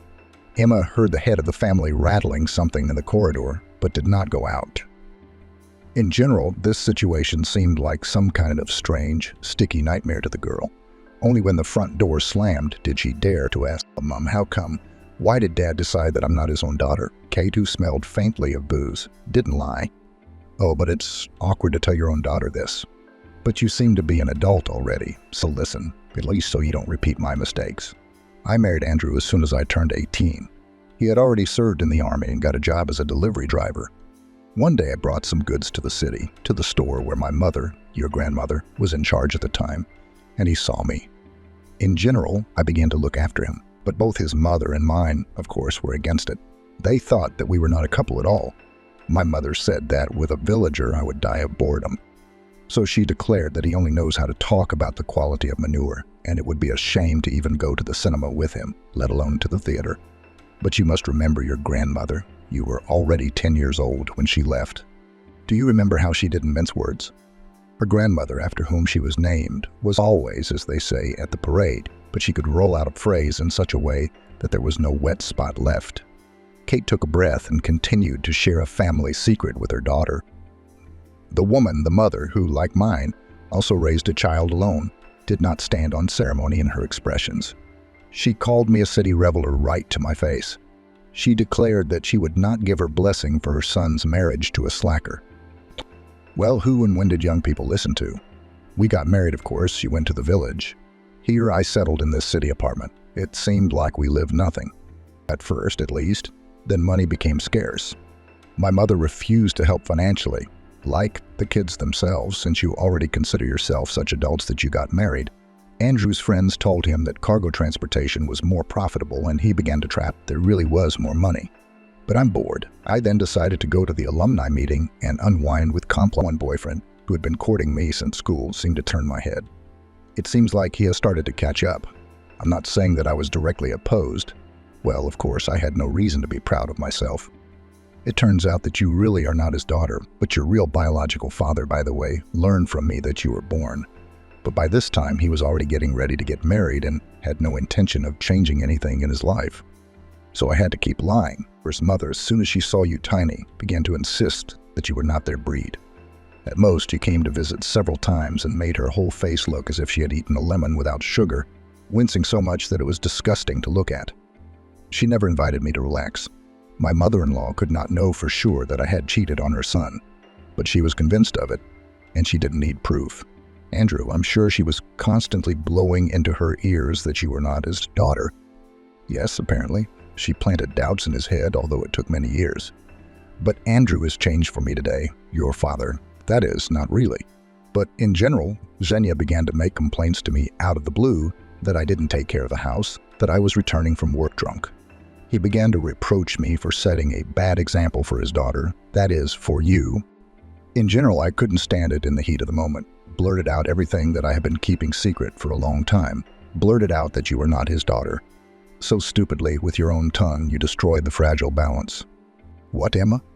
Are you going to blame me for not being able to save my family? The girl did not understand what to do. She was drawn to her father, and paradoxically, she also felt sorry for her mother. And it was also incredibly painful that the familiar world was collapsing. In Emma's class, there were many students from single-parent families. They seemed to be trying to pretend that the presence of both dad and mom together was indifferent to them. But the girl still caught the inadvertently manifested notes of envy. Emma was sincerely happy, considering her parents quite happy. Until this evening, her family seemed like a calm haven to her. And now it turns out that there was no idle, total pretense. There was nothing left of Emma's good mood with which she crossed the threshold of her house. An unclear, and therefore even more frightening, prospect loomed ahead. Before the court hearing, at which Emma was supposed to be asked which parent she wanted to stay with, Andrew approached her, could not look the girl in the eyes, and said, "Now, when I'm not traveling, I live with my mother in the village. It's cheaper and more convenient. I won't object to the payment of alimony, but you understand that I won't be able to take you in with me. Moreover, you are aware of the whole truth, and I'm afraid you won't find a common language with my mother. I raised you, but for her, you are a complete stranger. So ask the court to live with your mother." Emma flared up and, without being embarrassed by anyone, shouted, "Fuck you with your alimony. And a crazy grandmother, whom I don't even remember where to go. I don't need anything from you, I'll get by." Kate, who was talking about something a little further away with an acquaintance she had met by chance, jumped up to her daughter and almost ex-husband and took the enraged Emma away from Andrew. The girl, sobbing, asked, then was live without his help. "I don't want to see him anymore, since he decided to eliminate me from his life." The divorce procedure for Kate and Andrew did not take much time. The court made all the required rulings, and the former spouses began a new stage in their lives. It seems that there were no major changes in the routine because the head of the family was not at home for a long time, but the situation became somewhat nervous. Kate, like many women, after the fateful changes, got a new haircut and began to pay special attention to her appearance. Of course, Emma wanted her mother to be happy. In any case, Emma did not reproach her mother, and she reacted quite tolerantly to the news, which came less than a year after the final point in the family's unhappy history. "In general, daughter, they will come to visit us this evening. Freddie, this is my friend, and his son George. I have 2 requests for you. First, help me clean up. Secondly, I want you to make a good impression on our guests, so don't dress provocatively." With this hopelessly ruined Saturday, a continuous series of troubles began for Emma. Kate literally crumbled in front of the guests, offering to try either a salad or baked meat. Last lordly manners of Freddie, who presented the owners of the apartment with 2 pitiful bouquets of 3 tulips each, looking as if they were at least 1,000,000 scarlet roses, infuriated Emma. His son George caused even greater antipathy. He was only a year older than Emma, and with some pride told everyone present that he did not intend to waste time studying at school, and after finishing the 9th grade he would apply to college. Freddie nodded contentedly, listening to his son and Kate, who always told her daughter that she should definitely get a higher education, also approved of this decision, but at the same time asked worriedly, "Well done, George. But probably in college there is no deferment from the army. I grin. So I don't need her. I have chronic flat feet, I'm like my dad." In the middle of the evening, Freddie proposed, and Emma was offended that her mother did not even consult her, but immediately agreed. Probably, it would have been easier for Emma to accept the next changes if her mother and Freddie had not decided to settle in the bride's spacious apartment and rent out the groom's home. When the guests, to the girl's relief, left, Emma, clearing the table, asked her, "Why did your fiancé and son decide to live with us if they have their own apartment?" "This is my joy to make room for the sake of strangers. Nice. No one will crowd you. We will accommodate George in the walk-through room. Your nursery will remain yours, and my room will remain mine." Emma tried to explain her point of view. It still turns out to be some kind of hostel. "In my opinion, this is wrong. I can't even walk in my own house without clothes in the heat. Pleasure is below par. If you are interested in my opinion, it would be ideal if this Freddie of yours invited you to live with him, and I can handle the housework here without any problems." Kate was adamant, and then confessed, "We will need money soon, so you will have to rent out the apartment. Emma understood that her mother was still quite a young 34-year-old woman, and this scenario was quite predictable. However, the prospect loomed not only of constantly seeing a stranger and an unattractive guy, but also of becoming a nanny, where she completely destroyed all the joy that the parent had found her happiness. Freddie, unlike the one whom Emma had long considered her father, did not bother himself with work at all and most often lay on the sofa. George, to the girl's great joy, did not flash before her eyes for very long. One day, he simply packed his things into a bag and asking his father for money. In general, I'm moving to live with a girl. Everything seems to be fine with her. Besides, her parents moved abroad and it takes me 3 minutes to walk from their house to College Waddle. Oh, don't be bored. Or send money, kidding. I will come for financial support myself. Kate tried to be indignant, reminding her stepson that he had only recently turned 16 years old. But he grinned brazenly and said, "But you should be jumping for joy that I'm moving out, and not pretending to be a caring mother hen." Besides, the guy nodded at his stepmother's already noticeable belly. "You will soon have noise, screams, and the stench of a child here. Why the hell do I need such happiness?" Freddie did not scold him for his rather impudent approach to his stepmother, but took money out of his wallet and, handing it to his son, muttered kindly, "That's it. Come on, go. The philosopher has been found." He took the bill handed to him and, picking up his bag, left. Just before the year 2000, problem and possible computer equipment failures were seriously discussed on TV. Emma had a half-sister, and so New Year's Eve spent with friends became practically the last island of calm in the period after my parents' divorce. Emma had fun, sang songs, and desperately hoped that the gloomy forebodings would not come true. However, everything turned out even worse than one might have expected. More than 3 years from the moment the mother brought the bundle with her youngest daughter from the maternity hospital, her eldest got the worst of it. It was Emma who most often changed her sister's diapers, threw them in the laundry, hung up the laundry, and so on in an endless circle. Freddie laughed from the sofa, looking at his stepdaughter and turning to his wife. "Mate, Kate, you're great. You made a fuss about giving birth when you were young. First she got a nanny and then a cradle. Even preparing for exams was not considered a valid reason for not doing some homework. Only once, when Emma's temperature rose above 39 degrees, was she mercifully allowed to undergo treatment." Ira now sided with Freddie in all with her tacit consent. The stepson could take something he liked from Emma's house or ask Emma for a sum of money, even without a promise to give it back. And there was no question of Emma buying anything for herself without her own money. The mother-in-law generally treated the girl like an empty place or a servant, and when visiting, she never brought the girl a single apple. Although, despite the fact that he lived separately, she carried early fruits and sweets in bags to her adult grandson and her own granddaughter. Freddie then picked up the gifts intended for George and took them to his girlfriend's apartment. Simple-minded Anne, who from infancy saw Emma next to her much more often than her mother, treated her sister with the gifts she had received, but the girl didn't have the conscience to eat the child.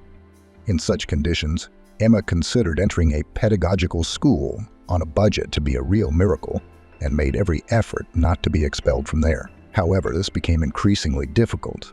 Another morning in the family began with a scandal. Mom shouted that it was time to get up and take her daughter to kindergarten. The girl resisted sluggishly. "Mom, but I can't do it today. I don't have the strength." Ask Freddie to take his own daughter, by the way, at least once. Yesterday, after everyone else, I washed the dishes again. Only at 4 I printed the abstract. I have my second day today, so I can easily sleep longer and not trudge through the disgusting weather to this equally disgusting kindergarten. Emma also wanted to add that she actually didn't ask Anne's mother to give birth, but she bit her tongue just in time. It was not the girl's fault at all that the main concerns about her were dumped on her older sister. However, even without this phrase, a quarrel broke out. Kate screamed in unison with Freddie that she, Emma, was completely ungrateful and didn't remember any kindness at all. "By the way, it's me, you slacker, who feeds and sings." However, there was nothing unusual in these reproaches. Probably, if Emma had not been so tired, she would have remained silent, as happened most often. But everything just came together. A workload with studies, part-time work, household responsibilities generously placed on her by the rest of the family, irritation from the invasion of a strange man's apartment, and lack of sleep formed an explosive mixture. The girl fell asleep from fatigue as she was in her home sports suit, jumped up sharply, and, standing in front of her stepfather, began to reprimand him for everything that had accumulated. Something I don't see is that your highness is overworking. Your mother is carrying everything on herself. And it's getting to me too. I really love Anne, but Freddie, it's time for you to do something for your daughter. Drone, that's who you are. The girl instinctively dodged, noticing how her stepfather's palm was flying in her direction, deciding to slap her in the face. Walking past her mother and running out of the room, Emma found George in the corridor. The guy was just taking off his shoes and muttered in greeting, "Let me eat it. I haven't eaten since yesterday's lunch. She started a scandal with me out of the blue and didn't even let me go home. I've been staggering all night and my stomach is just cramping from hunger. Come on, get moving. March to the kitchen. By the way, what's the food today? It would be nice to have some soup. Do you have any candy? For tea? If not, go to the store." Emma, already angry about the quarrel, did not stand on ceremony. "And what you brought with you is what you will eat." Into the hallway, where a new squabble threatened to flare up. Freddie has already come out. He asked his son, "Why did you show up without even warning?" "Where else should I go if you, my only relative, live here?" "In the gateway, perhaps, to live. In short, you'll have to make room. Now I will live here too." Emma's mood completely ruined. One could not even dream of going now and at least getting some more sleep or just relaxing. George will definitely start eating plates now, turn on the TV at full volume, laugh, and make belching sounds. The girl muttered. I'll go. I'll take Anne to kindergarten." Immediately grabbing a backpack with rags, Emma led her little sister to the kindergarten, answering the girl's numerous questions along the way. However, the girl thought in her mind, how will everything fit in the apartment now? In the walk-through room, which George seemed to have previously wanted to give away, Anne has settled down. But now she will have to free up the territory for her blood brother. It's somehow wrong to place a girl's bed next to her mother and stepfather. This means that she will have to make room, because it is simply impossible to get into the college dormitory. With sadness, the girl thought about the man whom she had long considered her father. However, after his mother divorced him, Emma saw Andrew at most 5 times, and even then, somehow in a hurry while running, passing by, he handed her gifts and, without even really talking, moved on. For more than a year now, he had not seen her at all. The last conversation on the phone was crumpled. As the girl understood, Andrew was trying to cope with a personal tragedy, loading himself with work beyond measure. Attempts to call him were unsuccessful, but there were no replies to the SMS sent. Probably if Mom had kept quiet about the secret of her birth, everything would still be fine with them. Now the girl has to suffer for her mother's old sin. As expected, in the evening the furniture was rearranged in the apartment, and with Anne's bed there was even less free space in the already small girl's room, but there was no other choice. The girl flatly refused to be accommodated in the walk-through room, which prompted a contemptuous remark from George. "Oh, you'd think someone would look at you." However, the guy was clearly lying. Emma noticed that he did not miss the opportunity to look at her unhindered. Since George moved into the apartment, the situation has gotten even worse. When no one was looking, the guy made obscene proposals to his stepsister, although he later reduced them to jokes. He hit the girl with slashes and slaps in the area below her back and laughed impudently in her face, noticing the fear in Emma's eyes. The girl repeatedly complained to her mother, who promised to deal with her stepson. But the conversation did not have any positive effect. George didn't care about Kate at all, and, rolling his eyes, imagined the whole situation in such a way that it was not he, but Emma, who was pestering him. Freddie, who was advised by his stepdaughter to reason with his son, began to defend him. "And you turn your sirloin smaller in front of George, also for me, depicting holy innocence. There is generally no place to test on modern girls." Emma realized that there would be no help from her mother, much less from her arrogant husband. Sometimes George went somewhere for several days. Only then did Emma sigh relatively calmly. One summer morning, Anne was taken to kindergarten by her mother, who needed to leave the house early so her eldest daughter could sleep a little longer, gaining strength before the last exam. However, Emma was in vain to rejoice at such luck, because while she was taking a shower, George opened the door to the bathroom in the most unceremonious manner, tearing out the latch on one side. Smirking, George said to his stepsister, hiding behind a translucent curtain, "Bae, move over. Or should we start with me rubbing your back?" Grabbing the first bottle she came across from the shelf, the girl threw it at the impudent man. It's unlikely that this could have scared him off, but someone rang the doorbell of the apartment demandingly. George muttered that he had been interrupted at the most interesting point and trudged off to see who had come. Emma hurriedly put on her robe and ran into the room to get dressed, but the strength of the door did not inspire confidence in the girl. And quickly getting dressed, she took pepper spray out of her backpack, deciding to use it without any warning if George got in her way. Without even drying her hair, she began to make her way to the exit. And fortunately, she did not meet her stepbrother. Judging by the sound of the water, he was in the bathroom when the girl was furious. She was running out of patience. Of course, she could change the protection to a stronger one, but she understood that this would not solve the main problem. She is defenseless in front of George, who does whatever he pleases. The girl did not intend to become a victim, so she planned a serious conversation for the evening. Having passed the last difficult exam scheduled for that day, even better than could have been expected, after the stress experienced in the morning, and thus closing the summer session, Emma was glad that at least this problem was behind her. As agreed, the girl followed her sister into the kindergarten, and on the way home, she was thinking about how to start a conversation with all the inhabitants of the apartment. The girl didn't want her little sister to witness the scandal, but she could be sent to the nursery to watch cartoons. What child would refuse? Meanwhile, she will put before everyone the main question that George living in the apartment is in no way acceptable. After Anne rushed off to the nursery, Emma asked to stay in the kitchen for Freddie, who was about to go to Emma's favorite sofa in front of the... George clearly did not expect that Emma would dare to talk about his morning prank and immediately began to make excuses. I didn't know that the bathroom was occupied. It was obvious that he was lying, and the girl blushed with indignation. Oh, what a dunno. Didn't the fact that the water was on and the bathroom door was closed from the inside tell you anything? Why are you lying? The girl sighed in order to calm down at least a little, keep an even tone of voice and not scare Anne with her, and she continued. In general, George, I can't stay under the same roof with you. Nothing good will come of it. With Mom and Freddie, you still somehow play the role of a simpleton. But as soon as you and I are alone, how do you behave? It was noticeable that George was nervous, but was trying to find an excuse. How serious you are. I just wanted to joke. Just think, beauty.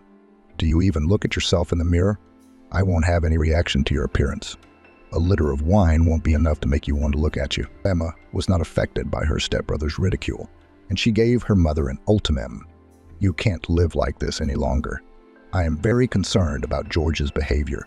Mom, in short, either you kick him out or I'm leaving. Eddie had been silent before, but intervened in the conversation. Now, so go away.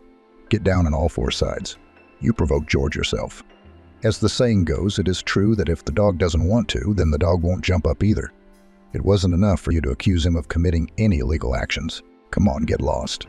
There is no point in throwing mud at my son here. Emma was offended, not so much because of her stepfather's words, but because her mother didn't even think to protect her. Kate was silent. She generally acted as if she had already talked about this topic with Freddie for a long time and decided everything was not in favor of her daughter. Mom, why are you silent? What, you can't even say a word in defense of your daughter, whom your husband is now insulting? Or do you also think that I'm provoking? Or is the presence of pants in the house more important to you than what will happen to your daughter, even with two? Anne is also in danger. You never know what will hit this George in the head. She is small, and he will generally be able to cope with her. Freddie got furious. You rubbish. Keep your filthy tongue shut. Once again, I hear such suspicions towards George, and you'll instantly fly out of the apartment. From her stepfather's impudence. Emma was even confused for a few moments. She had no decent words, and then she, trying not to scream, asked, "Now, is it okay that this is my mother's apartment and I am registered here? How am I going to fly out of here? Maybe you and your youngest will liberate the territory. It's high time for George to join the army, but you made a fuss, somehow got him off, and now this slacker is groping me out of excess strength. So let him get out of here before I break his empty head. When will he pinch me again or dirty me with his eyes? Let this precious one go to his apartment, which is for rent, or in the end, let him rent. Better yet, both drones get out of here." Kate did not know how to extinguish the conflict that had broken out in the family and asked, "Let us all calm down, and tomorrow we will calmly decide everything." Emma was unpleasant about her mother's attitude, but she was so tired of arguing and fighting for her right to live in safety that she didn't even wash the dishes, as her stepfather tried to order and went to bed. Emma had gloomy premonitions. Judging by my mother's behavior, she is not going to drive any of the men away. This means she will have to leave.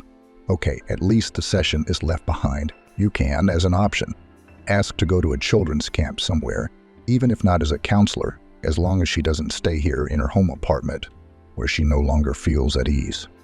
There was no sleep in either eye when she heard someone approach the room. From the creaking of the floors, the girl realized that the person on the other side of the door was trampling. Apparently, he listens to understand whether the girls are sleeping or not. It seems that the situation did not arouse any suspicion. The door handle slid down, and in the opening the girl made out the silhouette of George. He walked towards her bed and almost jumped when Emma's quiet voice rang out. "If you take another step in my direction, I'll wake up the whole house. You will explain what you are doing in the girl's bedroom." He also answered in a whisper, "Scared me. I'll think something." The stepbrother was approaching and Emma, without hesitation, screamed. She screamed at the top of her lungs, as if freeing herself from accumulated irritation and anger. The girl no longer cared. She was not stopped by the fact that the awakened and roared, and the neighbor downstairs. A not quite adequate bilious man knocked on the radiator. Emma did not stop screaming even when her mother and stepfather appeared in the room. The girl fell silent only when Kate splashed a glass of water on her younger daughter's nightstand in her face. This did not calm the girl down, but made her cough from the liquid that got into her mouth. Anne came in crying. Kate reprimanded Emma about her selfishness and bad upbringing, but the girl didn't care. Under this terrible cacophony, Emma hastily collected her things. "I won't stay here for a second longer. I seriously doubt that George showed up here in the middle of the night to ask for forgiveness. In general, Mom, I wouldn't and expect you to pay for your share in this apartment or completely remove this bastard from my field of vision." Freddie looked with clearly discernible anger first at George, then at his furious stepdaughter, and did not react at all to his daughter. Kate, clutching her head, went to get some medicine, reporting to nowhere. "Lord, what kind of disgusting thing is it to organize a material showdown in the middle of the night? I need to take a sedative." Emma sat down next to Anne, stroked her head, said goodbye, and passing by the kitchen, where her mother was sitting at the table, reminded her, "I'm waiting for a call as soon as possible. I'll come for the rest of the things later. I hope everything will be safe."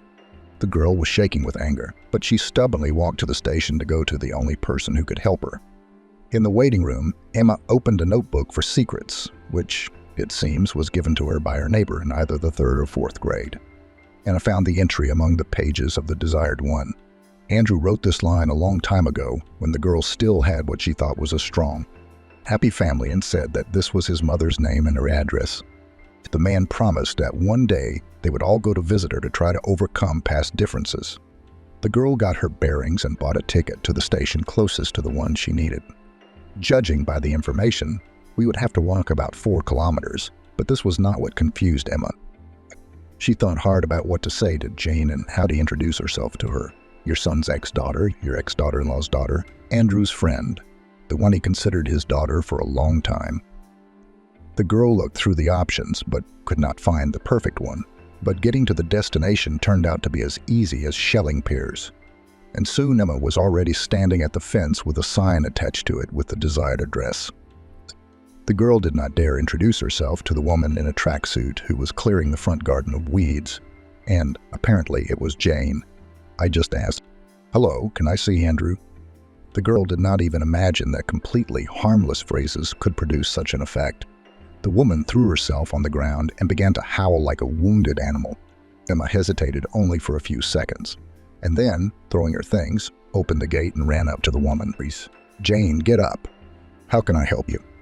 The crying woman did not immediately begin to calm down, and only after a few minutes, Emma was able to lift her from the ground and bring her to a bench under a tree. Jane blew her nose noisily into a rag she took out of her pocket and ordered from home, "Bring me a mug of water and pills from the refrigerator." Emma ran into the house and, having quickly found all the necessary medicines, rushed to look for a mug when she noticed a photo of Andrew on the table with a black ribbon at an angle. The girl felt sad to the point of tears. She sniffled. Andrew was the only person whom the girl considered a father. And although due to Kate's fault, the relationship between the imaginary relatives was destroyed, Emma still missed him. She now understood what caused such a violent reaction from Jane and was completely at a loss how to explain who she was and why she had come, so as not to torment the heart of the poor woman who had lost her son even more. But if it weren't for the girl bringing Jane pills and water, and when she took the medicine, she asked, "Maybe we should call the doctors." Jane Ivana shook her head and then wiped her eyes from tears and began to study the uninvited guest. The look in her eyes suddenly became prickly and angry. The woman painfully poked Emma in the stomach and began to accuse, "It's your fault that you and your mother are walking.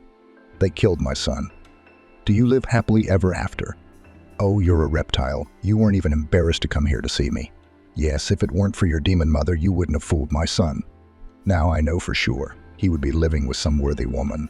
I immediately told him, as soon as I saw you, a newborn, that Kate is rubbish and is someone else's child and is trying to tie him to herself. Didn't listen. And this is the result. He crashed his car, and it was as if he had never existed in the world. He didn't even leave me a granddaughter or grandson. They buried the damp earth, and that's all. There was Andrew, and he is not there. Only the grave remains. Get out of my yard no matter what you came for. My eyes wouldn't see you." Flex of the woman, breathing heavily, rose from the bench and began to advance on the guest, showering her with choice abuse. Emma muttered an apology that Jane didn't seem to even hear and ran out of the yard, picking up her things thrown by the fence.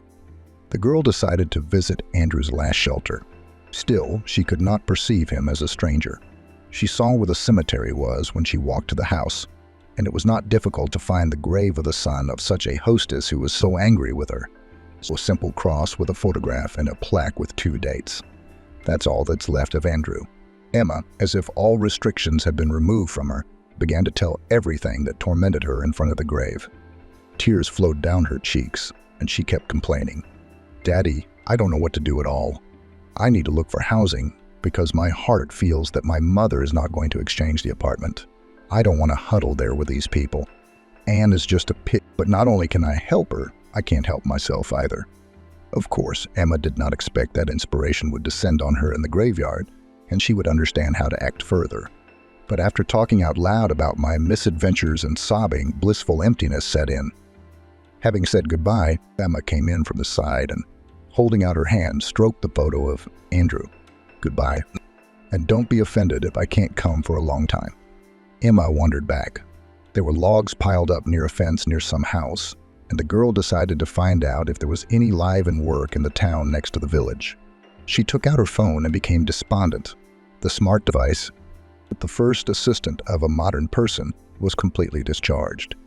Even without this trouble, my nerves were on edge. And although Emma thought she had no more tears left, she burst into tears again. The girl did not notice anything around, not even the buzzing of mosquitoes, trying to sting unprotected parts of the body. Emma almost jumped when a mocking male voice was heard above her head. "Girl, have you decided to build a pond here? But this is no good. We specially stacked the logs here for wiretapping, but here you are silent about them. Get up and come with me." Emma raised her head, wiped away her tears, and looked at a handsome man of about 25 years old standing in front of her. The stranger extended his hand to her. Well, what kind of tragedy happened? Emma did not share the details with the man and blamed her tears on her dead phone. "If you have a charger, then this is not a problem. My house is behind you. There will be a free socket. Let's go too." The man extended his hand to the girl, but Emma did not dare trust the stranger. "Ted," a woman walking down the street shouted, "Who is sitting under our fence?" The man smiled at Emma and said, "Ted is me, and this is my mother coming." Judging by the bags, the evening bus arrived and the driver and sister gave us gifts. I'll meet my mother, but don't go anywhere. We'll solve the problem with your phone." Emma had nowhere to go.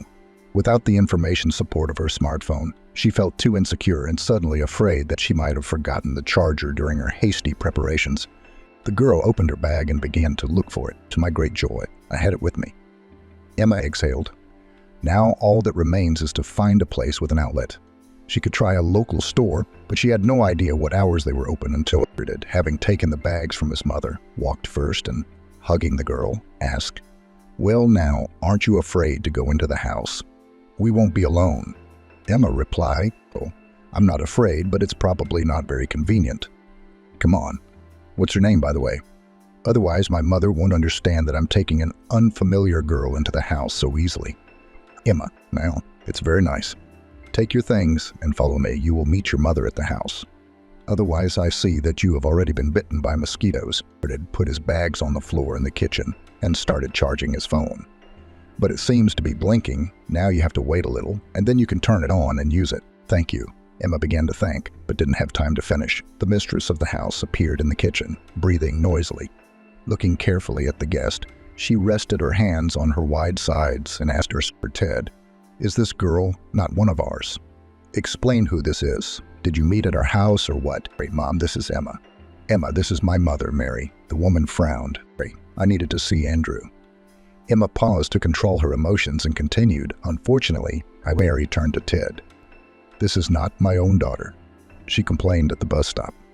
She says she came, gave me a heart attack and left somewhere, but it couldn't resist making an ironic remark. No, if my aunt had a heart attack, well, would she not go to the first aid station but go to the bus stop?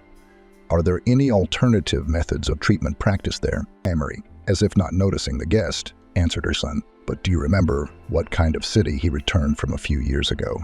They put it in a coffin, honestly. The women said that he brought almost nothing with him. He left everything to his wife and not his own daughter. They say that Kate cheated on him even in marriage. Bless you. Oh, Ted, you just need to be sarcastic. She wanted to pull this girl by her hair. She said that she regretted that she didn't give her mother a kick in the ass. When Andrew brought her to the house to meet her, the mother immediately guessed that her son would be unhappy with this. That's how it happened. Mom, you know that I try not to listen to gossip. Man winced. Where have you been? She sat here under our fence the whole time. Why didn't you go straight to the station? Mary waved her hand and turned to the girl to satisfy her Emma experience. I went to the churchyard. You may not believe it, but I really feel sorry for Dad. I never knew another father. It was he who wiped my tears. When I got bad grades at school, he gave me my first bouquet of flowers and carried me on his shoulders. I even braided my hair when my mother had no time. It's not easy to immediately lose such family relationships. I sat on the grave and didn't even notice how much time I spent there. Emma replied, Why did you stop at our house? Her heart trembled, but she asked and smiled. Where I could sit down, I stopped there. I'm sorry I bothered you. Now the phone will charge a little, and I will leave. Mary was indignant. And where are you going to go at night? A young and beautiful girl is hardly worth taking risks. Mom, let's make Emma sleep on the sofa in the summer kitchen. It's warm now and she won't freeze. I can take her tomorrow morning. Woman turned her gaze to Emma and demand. That is, you don't have time to go to your aunt and pick up the transmitter, and how to go for a ride with a girl. So for the sweet soul, although by the way, it's not dark yet. You can pick berries, peas and strawberries today and radishes and onions tomorrow morning. It will be fresher. You will take everything to your aunt. Let him sell it. Now the first greens, the berries are expensive, although picking small berries was not the most common thing for Emma. She coped with the task quite quickly. In general, while your phone is charging, let's go. Will you help me? I need to rest before I go on the road tomorrow morning. When Emma approached, the woman outlined a new area of work for her. Here, look, the pea blades are neat, and not all in a row. Oh, and I also need to give you a bed. Emma nodded.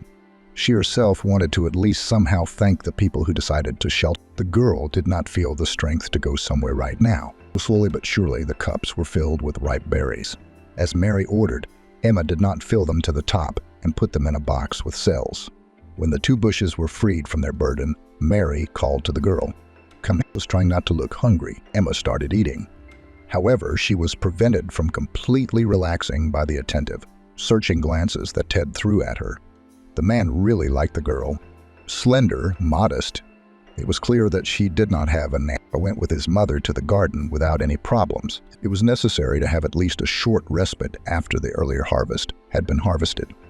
Mary invited both her son and her guest to the table. Only at that moment, when the girl smelled potatoes stewed with meat, did she realize that all day she had been refreshed only by pastries and soda at the station. It didn't listen much to the dialogue. But he even felt sorry for the guest who ended up being interrogated instead of dinner. And he decided to end the torment of the unfortunate woman. And she didn't even express her dissatisfaction with a gesture, and this despite the fact that it was obvious The girl was clearly a city girl, unaccustomed to fresh air. There he sits as if after tea, almost asleep. But the conversation that her mother has with her, asking about her life, supports her. Emma, who was really very tired both physically and mentally, looked at the man with gratitude. And Ted realized that he wanted the girl to always look at him like that. "Mom, we are leaving early tomorrow. The guest has already made her bed linen. Otherwise, he simply won't be able to wake up on time tomorrow." Me. "Listen, did you head further to your native land or what?" He liked her more and more every minute. In the morning, Ted drove Emma to the district center and, getting ready to park near his aunt's house, asked the girl, "Don't know. Still need to think. My way home is blocked. I'll probably look for a place in some children's institution. Of course, I don't have a diploma yet, but I do have my record book with me.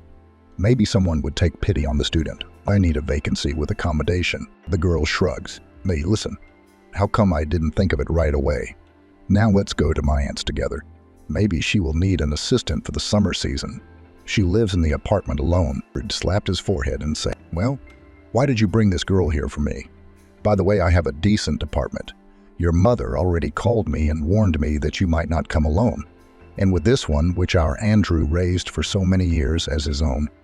So Emma ended up in a small town 100 kilometers from her hometown with Aunt Helen. The apartment was decorated in a minimalist style, and the girl did not feel very comfortable in it. After a short introduction, the hostess asked Emma to sit in the kitchen, and she and her nephew went into the back room and asked, "That's it. You won't be alone." The nephew was spared the need to tell the woman the situation. "No, Ted. I don't understand who I can't trust. After all, trade is such a thing. Moreover, this girl's mother and I have our own scores to settle. You were very little when Andrew brought this FIFA to the village to show. Although before that he wanted to marry me, by the way. How can I live in the same apartment with the daughter of this impudent woman? This Emma has a rotten family. So, nephew, I'm sorry." Professional grimace. "But it seems children are not responsible for the sins of their fathers. More precisely, in this case, mothers are not responsible." Emma looks quite adequate.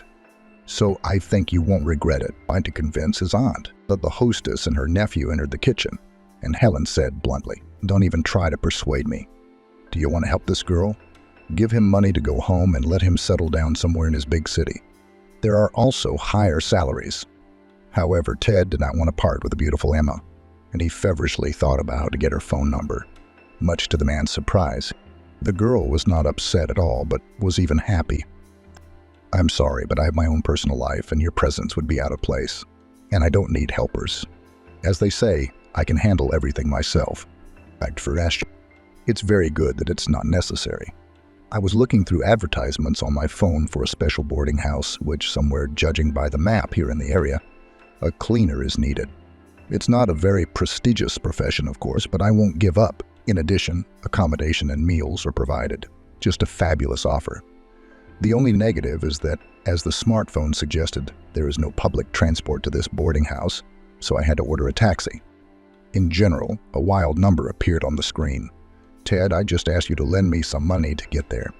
As soon as I receive my first salary, I will transfer it to you immediately. Let me take it to you. I'll wait to make sure everything is fine, and only then will I leave. What if you suddenly come there, look, and don't like it? Perhaps this poor fellow should have been warned, but Helen chose not to interfere. First of all, Emma was clearly of age, based on what the woman knew. Secondly, she has her own scores to settle with this person's mother. Thirdly, Helen knew her nephew. If he wants to get a girl, then he will get her. Helen, who involuntarily heard this dialogue taking place in her kitchen, was not too surprised by her nephew. Ted has always been very empathetic, from early childhood. I remember that at the age of 6, he brought a girl from a neighboring street to his home and said that this was his fiancée who would live with him. He also had several girls at school. At least 3 girls cried for him, but he grew old and, after serving, returned to the village with his bride. She, however, could not live like this for long under the yoke of the Midge and left for her homeland without waiting for the wedding march. As far as Helen knew, Ted was not at all upset about the failed marriage. It seems that he even breathed a sigh of relief and continued to lead a completely unmonastic lifestyle. And now the woman noticed a familiar spark of excitement in her nephew's eyes. The hunter has already had his eye on his next victim. really managed to win Emma over, although of course he had to try. Basically, the thoughts of the girl, who was hired for seasonal work in a boarding house, were occupied with the problem of housing. Emma called her mother to find out how she was going to solve the pressing housing issue, but Kate asked to give her more time. Almost every time she answered the same thing. So let them do whatever they want, just don't touch her. Ted gallantly opened the car door for Emma, and Helen, watching the couple from the window, realized that the naive-looking young lady would have practically no chance to resist.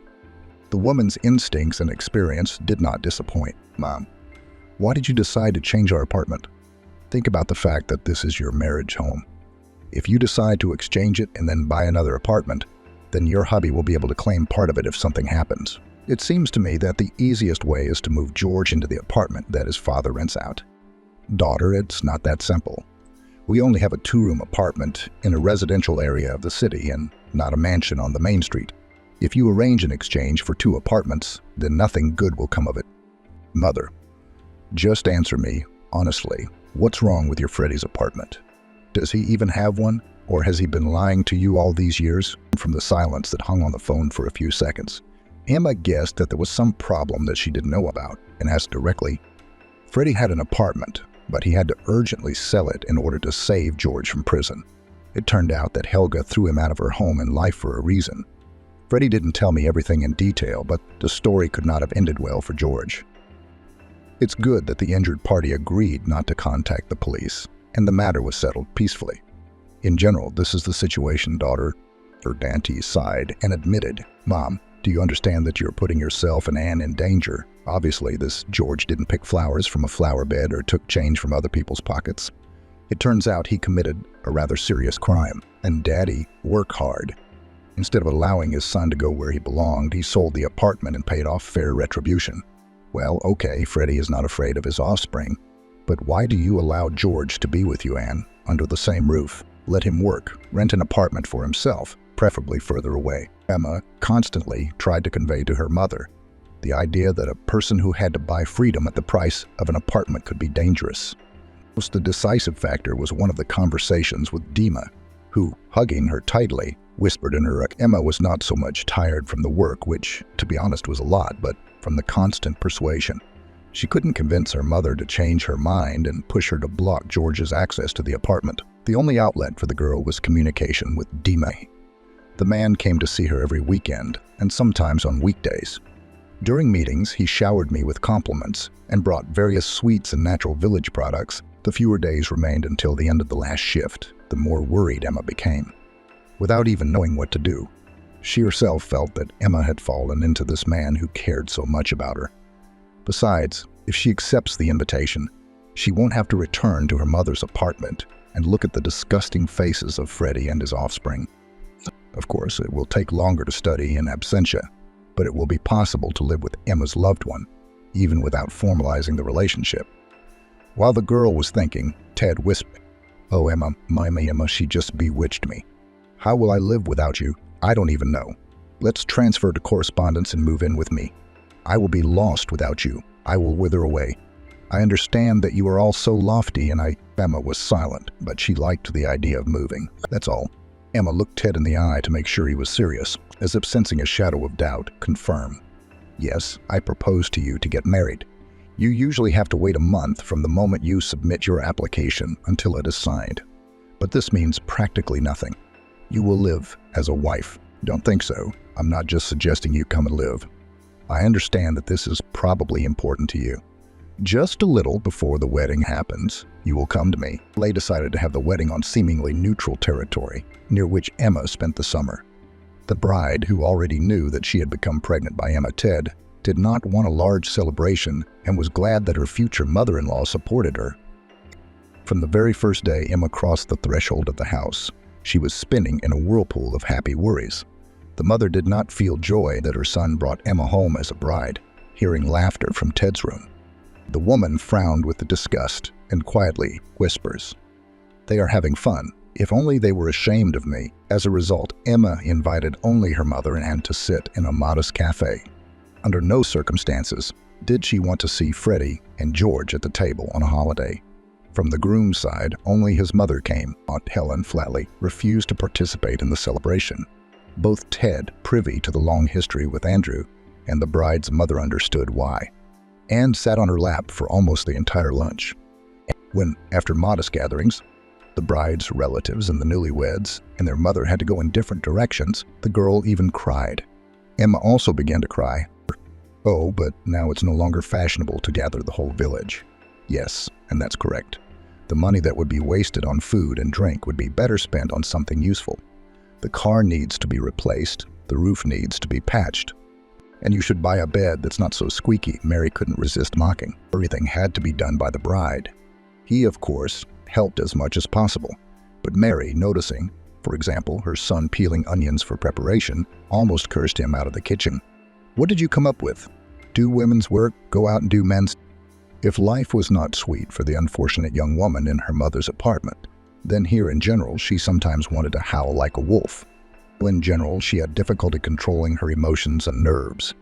After a month of living there, the restless Mary's nerves were stretched to the limit. The woman literally did not allow me to lie down and rest. All she had for Emma was to work in the garden and greenhouse, roll up jars with the harvest, cook and clean the house. Emma didn't have the strength to argue or prove anything. She almost constantly wanted to sleep.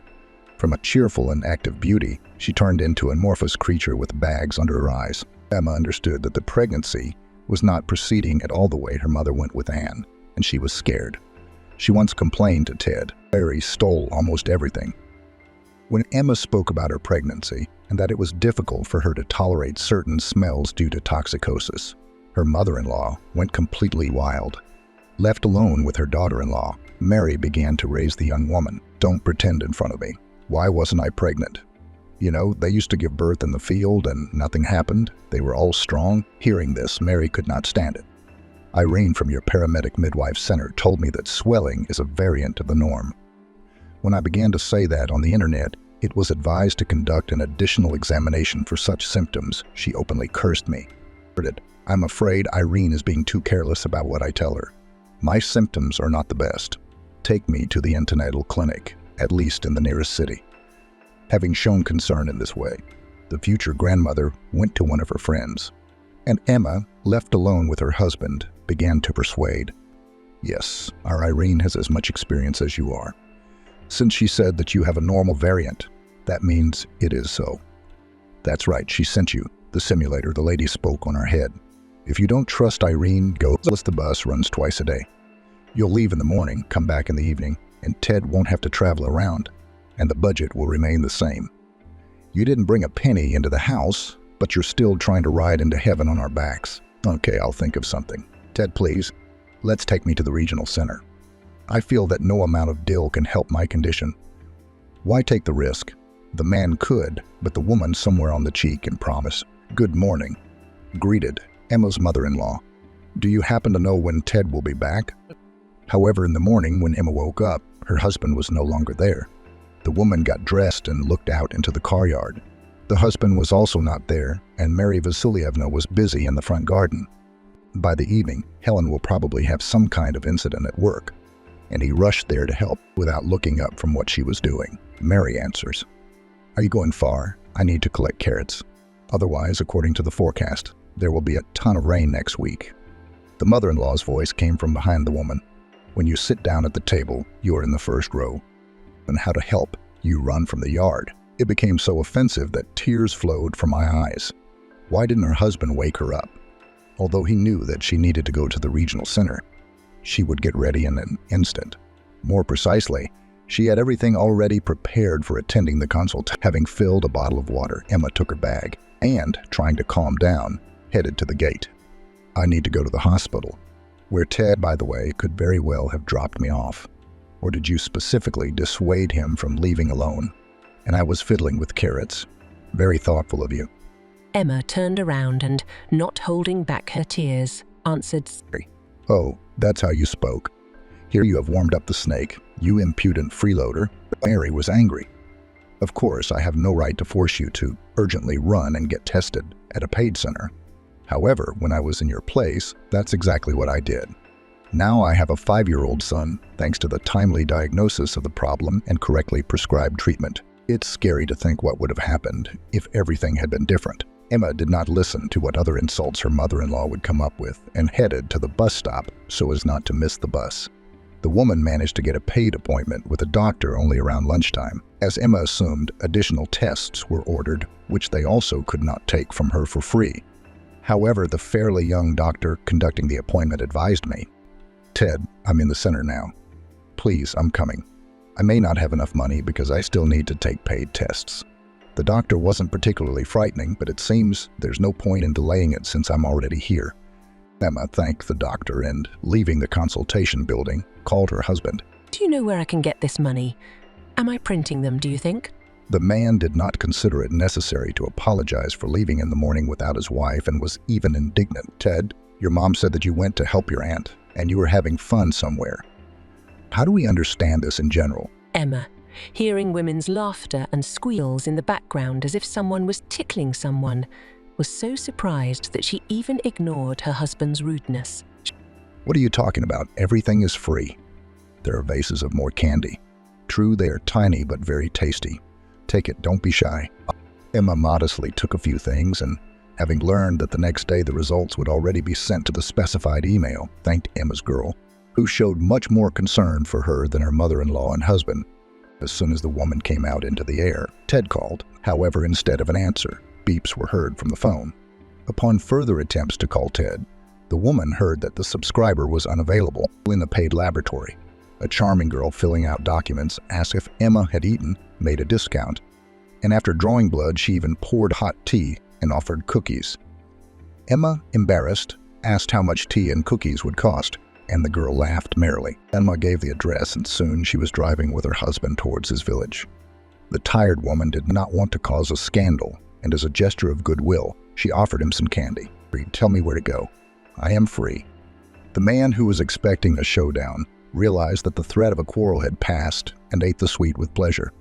But Mary, as soon as Ted and Emma crossed the threshold of the house, began to throw thunder and lightning. "Try me now in the laboratory," the girl from the reception treated me. Emma indignantly tried to defend herself. "Son, this is just a disgrace. Okay, you left to help Helen. It's a holy thing to never abandon a relative in trouble. But after you, this one also drove off to an unknown destination." And Tu's elderly woman chuckled. Actually, I told you and Ted that I was going to the regional hospital. By the way, I care about your grandson's health. The doctor said that tests need to be done and that swelling like mine is not normal. "Do you think your mother pulled off such a trick and everything will go smoothly for you? Ted, get her out of my sight, and immediately, since you found her under the fence, let her go there. That's the place for your woman to walk. You will still find a good woman, and the sooner you remove this from your life, the better. These doctors just want to extract more money from simpletons. And in general, it is still unknown whose child you're carrying. I probably slept with half the boarding house staff. And you want to send it to Ted." Emma's eyes darkened at such words from her mother-in-law, trying not to faint, to the delight of her mother-in-law's gloating.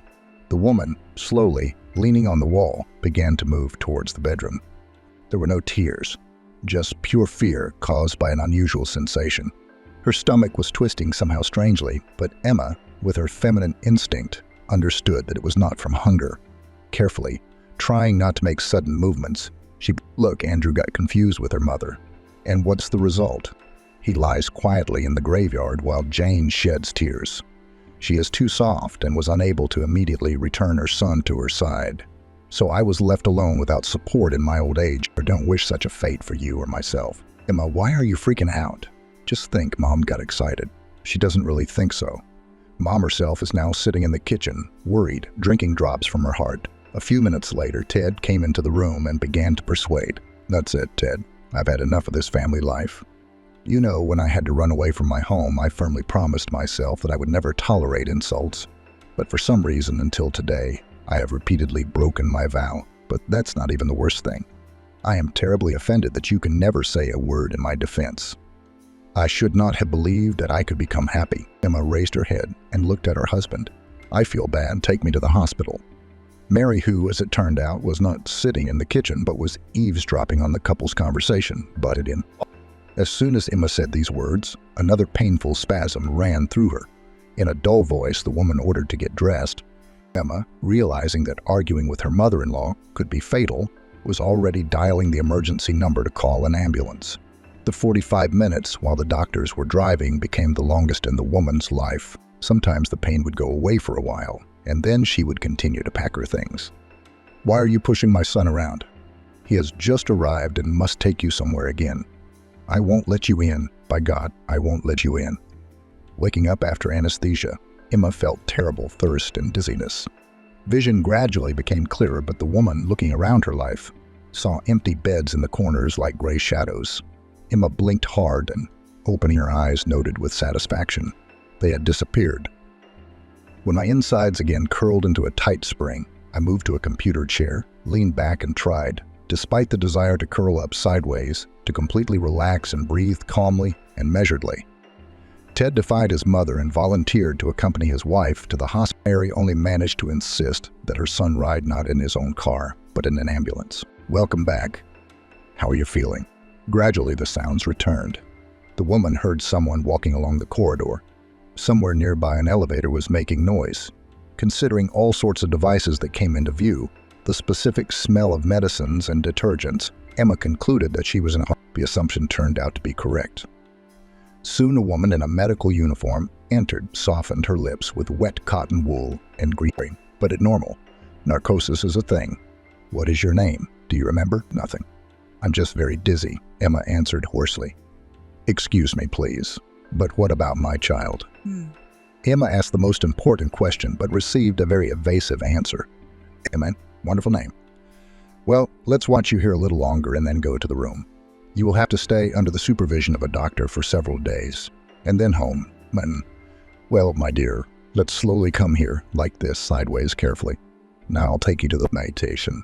I'm just an anesthesiologist. The doctor will tell you everything in detail. Don't worry."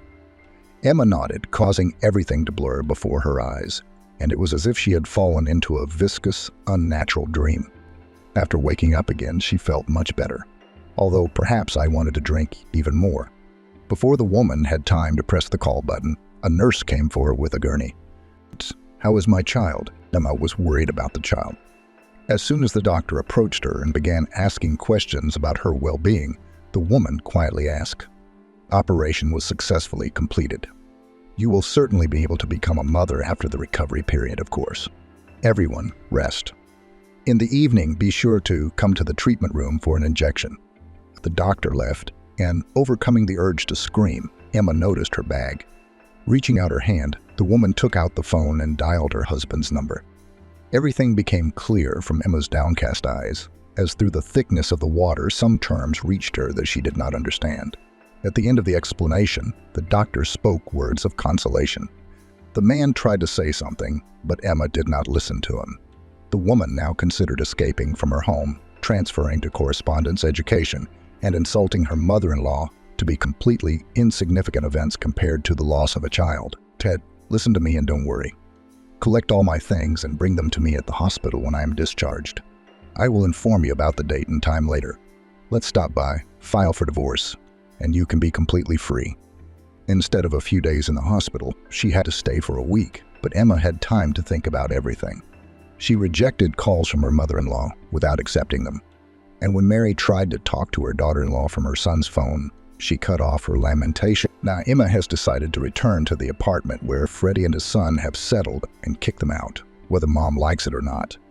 They didn't want it in a good way, so it will be in a right way. We still need to find out what crime George committed in order to expose this bastard. But this is after my head stopped spinning so hellishly. But it did everything Emma asked and didn't even try to talk her out of divorce. Only when he dropped the woman off near the station, he asked, "You know what? Go under the fence yourself.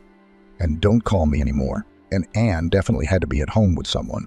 There was relative order in the bedroom that Emma shared with her younger sister, considering that there is a little girl living there.